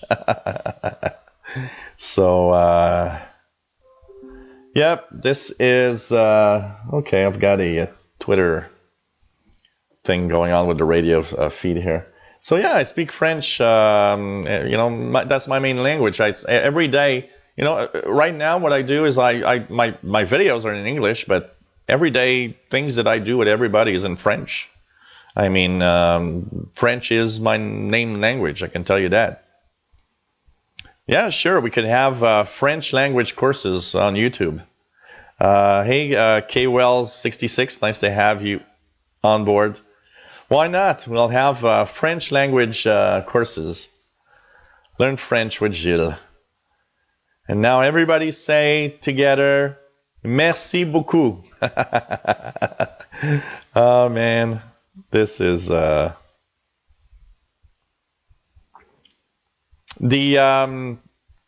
actually have a lot of French speakers and French people from France that actually tell me, why don't you post French language tech videos? And you know what? As an experiment, I had a channel where I posted 10 videos on Windows 10 in French. And to my surprise, I abandoned that channel. And about a month ago, I stumbled upon it and I said, oh God, I forgot. I had, every single French video that I had posted there had more than 50,000 views. And I was like, what? I was almost thinking, wow, did I miss something here? But you know what? You guys are going to find it really weird, but I feel better. I feel more confident doing YouTube videos and doing live shows in English than in French. And maybe one of the reasons is because the Quebec French language is a little bit different. It's it's like think of French from France and French from Quebec, like English from the UK and English from the United States. I was watching that show, the IT Crowd, which is very British and has British expressions in them that I always look and it's like, what did he say? What's that? So, think about the difference in the French we speak here in Quebec as being a difference like the UK English and the American English. There are some differences. And maybe, I don't know, maybe it's because of that, or I don't know. I gotta say. Well, that's all right, Grateful Pearls. There's no problem there. Oh, man. It's, Oh, that's not bad. Tim, bonjour mes amis. That's cool. Not too bad.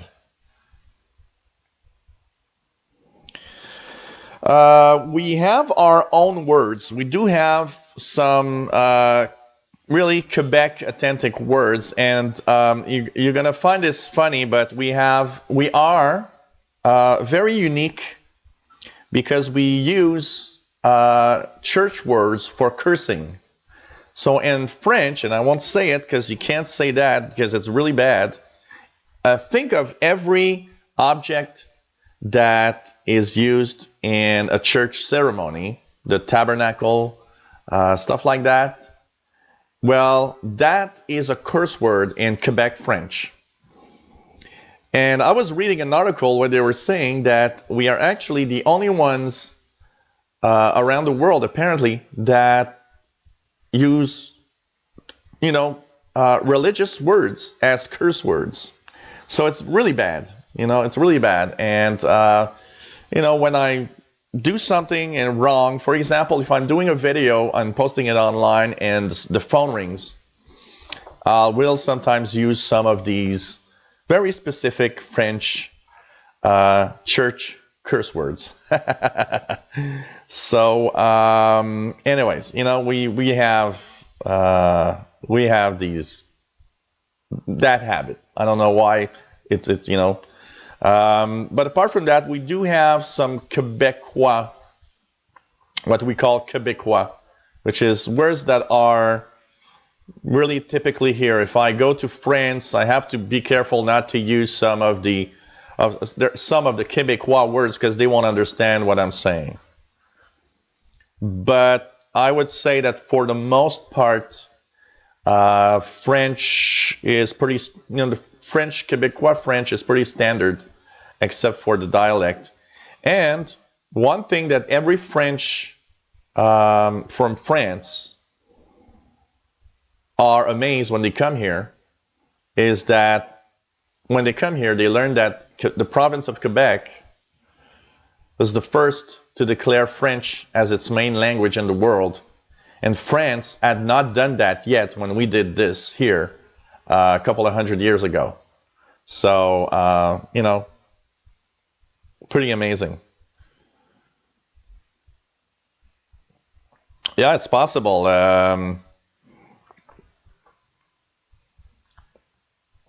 It's, you know what, Grapeful Pearls, you say you speak Southern. And I did a lot of CB when I was younger. And when when the propagation is good, you sometimes hear CBers from the south part of the United States. And I always found it funny because I would actually make funny of your accent. So I would go to my friends and I say, hey, did you hear those Americans today? And it sounded like that. And some of you in the South have really heavy accents, I got to say. Some of you are a little hard to understand. But it was just like, okay. Oh, man. Albert Zappa, yeah, there's French all over the world. Everywhere where the French ever stopped, even in South America, French Guyana, lots of African countries speak French. So, it's pretty amazing. I sounded drunk. Man. Hey, C. Perry, nice to have you on board. And it's pretty cool. But it was just funny. Patrick Manny, hello there. Try talking to an AT&T tech. Oh, man. Here we have a funny, when you're talking to a tech on the phone, here we have one problem. There's Bell, which is a big internet and phone company and cable company here in Canada. They started to send out the call centers and use call centers that are in India. But when an Indian person speaks French, you don't understand a thing what they say. So it's like every time I call a call center, I always tell the person, call the English line, because in French you'll never understand what they have to say. And it's just amazing. So, Ripple Pearls, if you think I have heard American Southern dialect, just watch the Moonshiners show on Discovery. I laugh at them putting subtitles on that show. I can imagine. I can tell you that.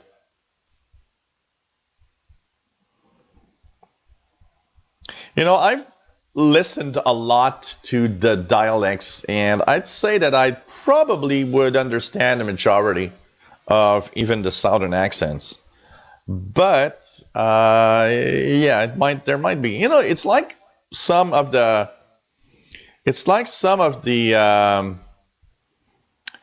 the English stuff from the UK. You know, I will come across something that is on a UK show, and it is amazing. As some of the words, sometimes I'm like, what? What I find particularly interesting of the like the IT crowd is the jokes that are very UK related. So, you know, when they talk about some public figure, for example, or some, you know, they do a joke using some kind of, you know, maybe one of the public figures that people make fun of in the UK. But here we have absolutely no idea who that person is. Things like that, you know. But still, it's still a very watchable show. But sometimes it's like, wow. But I like the UK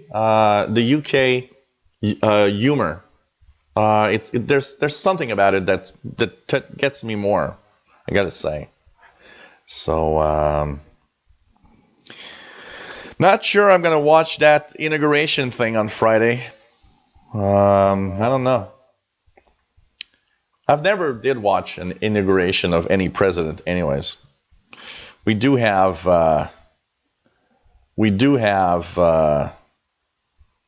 you know, Canada, probably 80% of Canada is totally horrified at Donald Trump in the United States. So it's going to be kind of complex. And I don't think many people are going to watch. You know, the number of Trump jokes and Trump stuff that goes through the Facebook wall since his election is amazing. And I got to say that, you know, so many nasty words were said against Trump here. Can tell you that.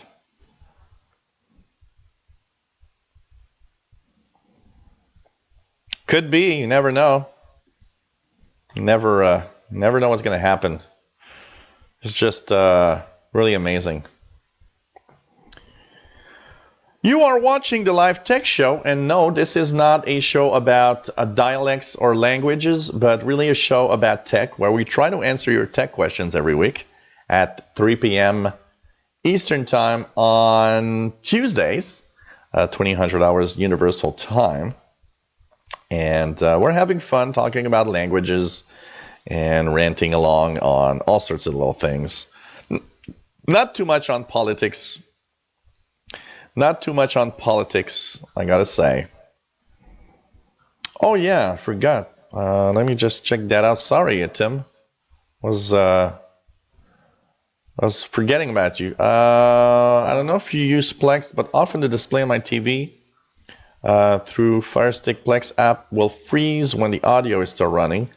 The media I am streaming is on my PC. I think the PC and the network is fast enough to work without problems. Have you had this issue? I have all sorts of issues with Plex and my TV. For example, the order of the shows, of the movies are all messed up. Stuff like that. I think it's in the way that Plex is sending out the data. And you know what? I think these TVs are actually very bad at streaming that stuff well. I've tried it here. I have a friend that tried it also because I was curious, and he has a different TV. I have a Panasonic,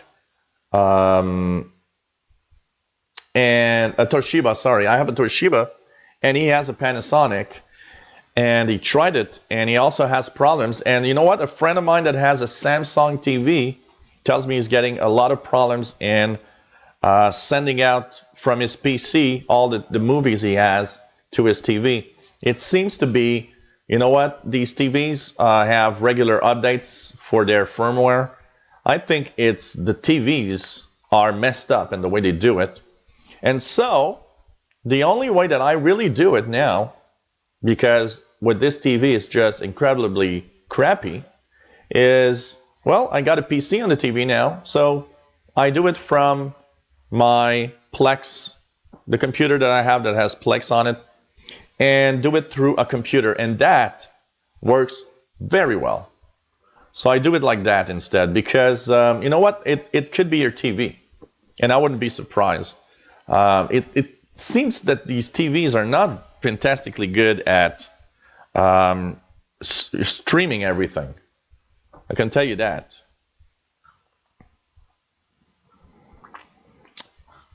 Chip Catalano, the email is right here. helpwithyourcomputers@gmail.com. You just send the questions there.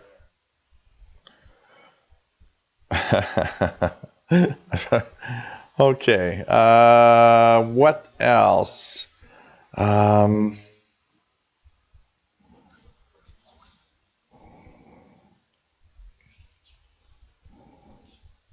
What else do we have? Even downstairs, the video, less bit rate, it still happens. Yeah, I think it's really the way that these TVs do the transfers, and I can tell you that. Yeah, Grapple Pearls, I understand. It's sad. We've been having tons and tons of Facebook posts of, like, Obama posts like, that was a great president and his first lady and so on. And, oh, man. Oh, really, Patrick Manny? Maybe the app isn't supported. Maybe it's been the YouTube app on the Sony Blu-ray player is too old. That what happens is that eventually when the devices we have stop getting updates, these apps eventually will run out. For example, I have an older Apple TV here that YouTube doesn't work anymore because it's not supported. They upgrade the streaming of the players, and the player doesn't support anymore the new ways that YouTube work and stream. So even in these smart TVs, you got to remember one thing. As on a smart TV, once these apps are not updated anymore, after a while, you'll start getting apps that are not going to play the content. So, you have to cross your fingers that they are going to be updated for as long as possible. I gotta tell you that.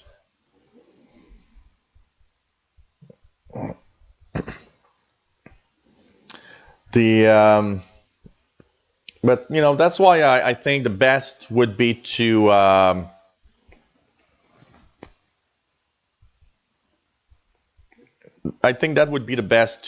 really use two PCs to stream. I think these devices are not really that well done for that.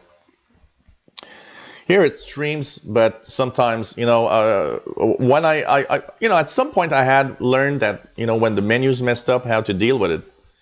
But then I would start playing things that I would stream, and the TV would freeze, and I have to unplug it. It's like a computer. These smart TVs are like computers today. They have an operating system, which often is a variant of Linux.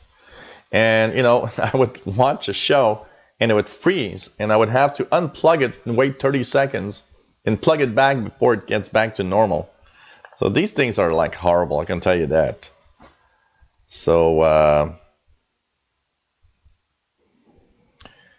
yeah, the email is here, helpwithyourcomputers@gmail.com, Chip Catalano.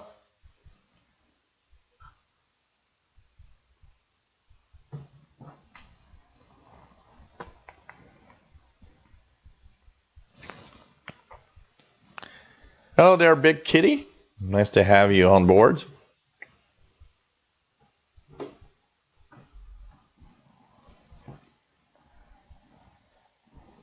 Yeah, that's a possibility. Hello there, Viper Boy, Viper 78, Tommy. Nice to have you on board.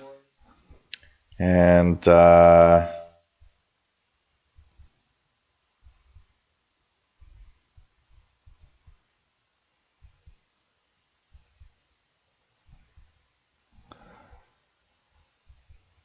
yeah, for those that are interested, because I have a few, I got a question for that. For those that are interested, the shows that I have, the next few shows, for those that are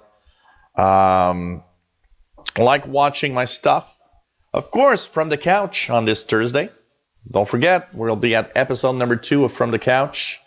We'll try to have a different ambiance, so hopefully it's gonna look a little better. I thought that one of the major things that was missing on the last show is that when you're on the couch, that white background, there's something missing. It looks too empty. So I'm going to try to fix that I'm going to try to fix that on Thursday with a few things that I went to the dollar store and bought some stuff to put a little more color and also I've had a great idea and I bought like 10 flashlights, these LED flashlights that they have, and I actually stripped them down to just the plate with the lights on it. And tonight I will glue the plates on a bar, and that will be kind of a different lighting thing that I will build that will cost almost nothing, and that should provide some interesting lighting for the show. So Miss Lady Catherine says you better have lots of shows on Friday. Okay, Friday is live show day. I start at 9 in the morning and we'll end it at midnight. So everybody's okay with that? A full show day. Well, I've never done that. That would be something. You know what? One thing that I actually was thinking about is that one day try to do a 24-hour run of something. And maybe with Gabrielle, try to do a 24-hour run of a show or something on the web and see how it goes. That could be cool. So on Thursday, we have From the Couch, 4 p.m. Eastern, 2100 UTC. Friday, I have a shortwave radio listening hangout or YouTube live where we tune around the shortwave bands together. That's on my radio channel, the official SWL channel, and that will be at 3 p.m., 2000 hours UTC on Friday. On Saturday, it's the Shortwave YouTube show, where we talk about a shortwave subject. I will be continuing my space weather and the sun solar activity cycle that I haven't finished last time. That's Saturday at 3 p.m. Eastern, 2000 hours UTC again. And of course, then the cycle comes back. So that's pretty much what I have. Okay, what else do we have here? Tim, are you intending to restart the Learn the Tech show soon or on a back burner for now? You know, I get a lot. I actually have a lot of people that are asking me, you know, Learn the Tech was so cool and was fun, and I really enjoyed it when you did it. Okay, let me just take a few breaths of fresh air, and you know what? I have no problem with that. I was thinking also of a show about I will sound like Seinfeld here. A show about nothing. You know, like we just start and I look at the chat and we get into a discussion of something. I don't know if you guys would love that. That I'd like to do. Some kind of show where actually the chat room will give me the direction. It doesn't have to be tech. It could be about anything. And so, yes, I do sound like Seinfeld. A show about nothing on YouTube. I don't know. But that...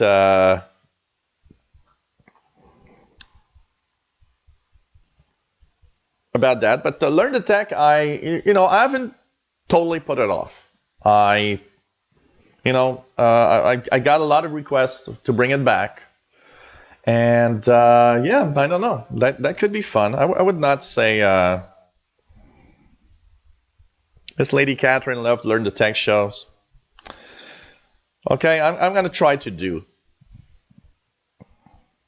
Last week, well, on Saturdays it's every 2 week, Bobby. But last Friday, I was supposed to, but until I was at a client's and they had really big problems, and it took a lot of time to fix the problems they have with their computers. So I came to a point where it's okay, I'm gonna be late. Okay, I'm gonna be too late. And after the full day's work, I was like, okay, I don't feel like doing a live show anymore. I'm tired of my day of work and out being outside. So that's why I didn't do one on Friday. It doesn't happen very often, but I try not to miss. I try not to miss any live shows because if I have to miss a day of videos, I rather have one day with no videos posted than have a day where I will say, I'm sorry, but today there won't be any live shows. What I could do about Learn the Tech, if you guys are okay with that, is when I get enough time, I will do one after this show like I did before. If I don't have time that week, we're going to pass on. So it's going to be like a weekly thing. We're going to say, okay, tonight there's going to be a Learn the Tech.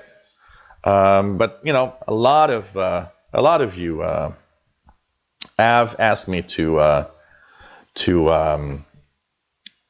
bring back Learn the Tech. And, I do miss there's something nice about Learn the Tech that I did find interesting, the research that you do. And I also learned stuff about that. Patrick Manning, yeah, that's the ambiance thing is about the fact that I have bought some stuff to make better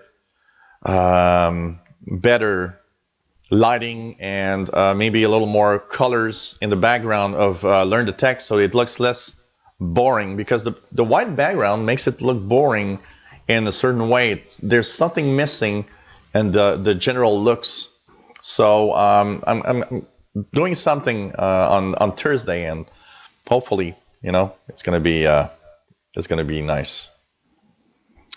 So yeah, that I have a great idea. I have the idea of really doing some kind of show that is really that one I would like to do. Just go with the flow. It's like anything goes. Maybe we could call it like that. Anything goes, episode 1 or something. When would it be? I don't know exactly what day we could do Anything Goes, unless you guys would like to have it after this show on Tuesdays. I did think about maybe adding that show for Monday. So on Monday we would have Anything Goes, and on Tuesday we would have the live tech show. Maybe a return of Learn the Tech. On Thursdays we would have, of course, our From the Couch. That's a lot of shows, putting a lot of live stuff. What would be nice about the Anything Goes is that there's no preparation really. It's just, I sit there and we start talking, and maybe I'll have a beer at the same time or a little glass of wine, and we're going to start talking about a subject. And I'll have my input on that subject. If you guys find that could be interesting, maybe that's something that could be interesting, maybe.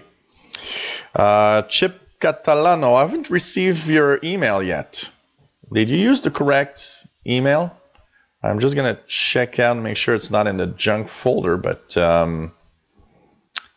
I don't have your email yet. So,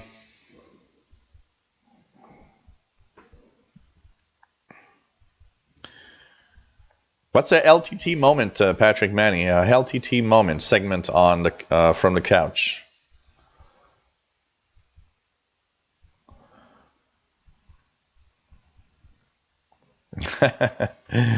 Maple Pearl said the inauguration day would be perfect for that. Anything not to have to watch the nut. Oh, man. Did I ever have moonshine? Yes, a friend of mine, actually, his dad would do stuff like that.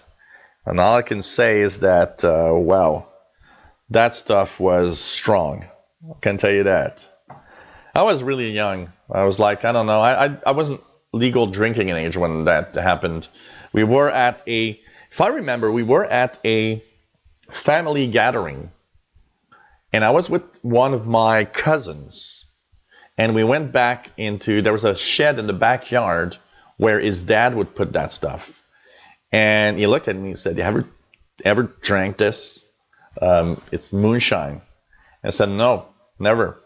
And wow, I got to say that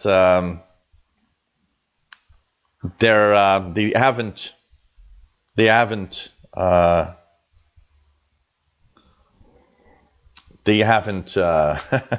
My parents didn't notice, but man, I was drunk with nothing. I didn't drink really at that time.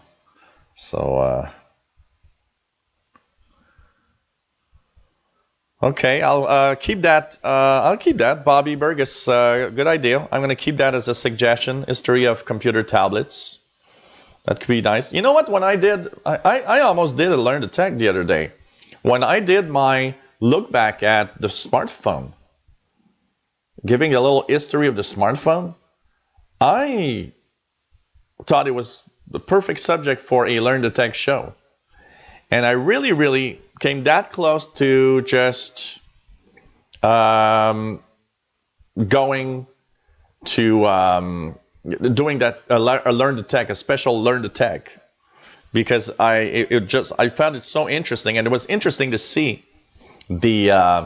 also I learned some stuff in that smartphone. I knew there were smartphones before the iPhone, but not that. I didn't see that there was that many and that early too. That Simon, IBM Simon in 1992. I was like, wow, 1992. That was something, and I had to do that because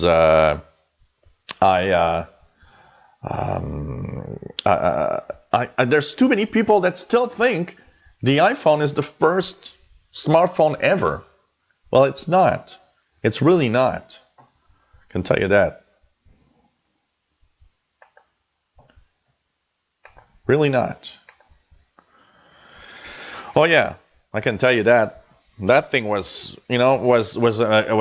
something. I remember choking. I remember I took like a sip and I just started coughing like hell because I was choking, and that was something. That was something.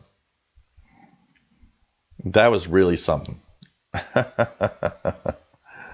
So yeah, history of computer tablets. That could be. And you know what? Maybe.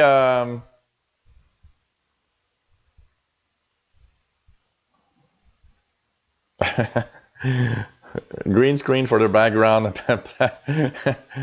A plant scantily clad ladies dancing behind you. On the radio shows, the guys want to have big-breasted women give me beer. I'm sorry, ladies. Men are men.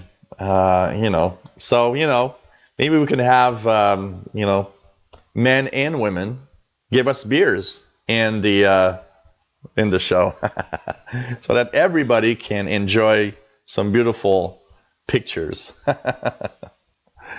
But even the smartphone, like I was saying, and Learn to Tech, I would think that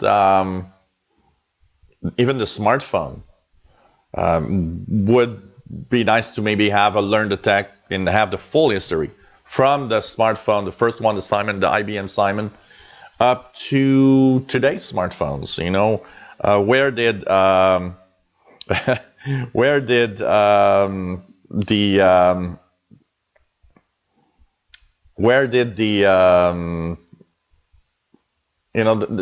when did Samsung start smartphones and stuff like that? Having a little more details of the different companies.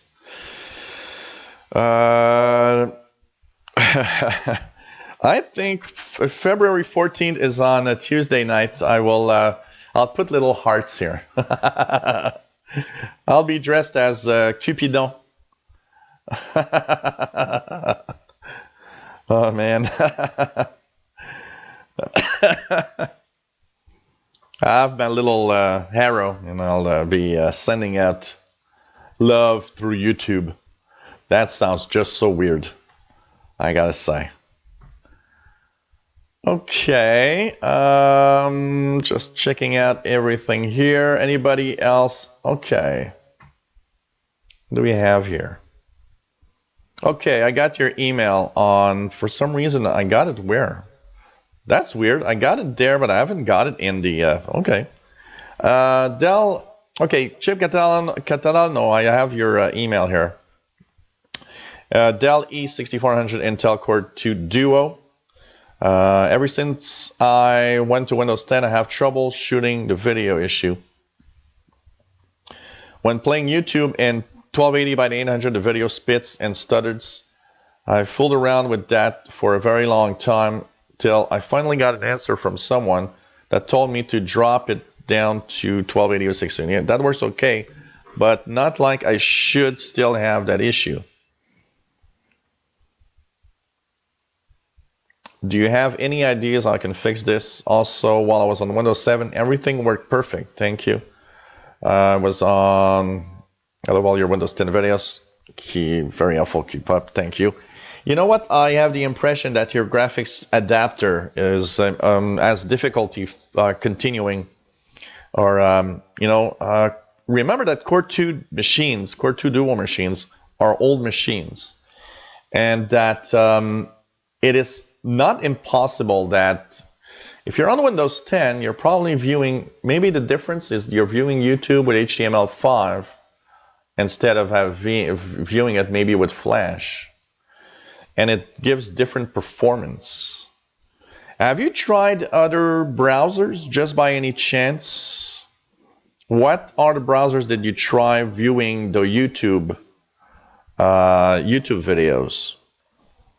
Because maybe on some other browser it could work better. But definitely, if it works okay on the lower resolution, I think it's because your graphics adapter and your computer can't keep up with all the data that it has to send in the full resolution. And the fact that it worked on Windows 7, not on Windows 10, tends to tell me that something has changed. Maybe the video driver. Have you checked if the driver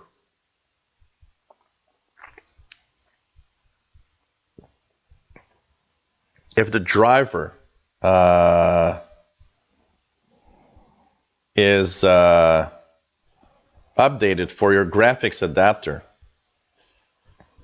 And they all do the same thing. You know, I've got a Toshiba Core 2 here that has a lot of difficulty doing live YouTube full HD videos. And I have to lower resolution. It could be that slowly your computer is coming at a time. You know, I understand it worked on Windows 7, but I don't know. So now we got a request for Chippendales.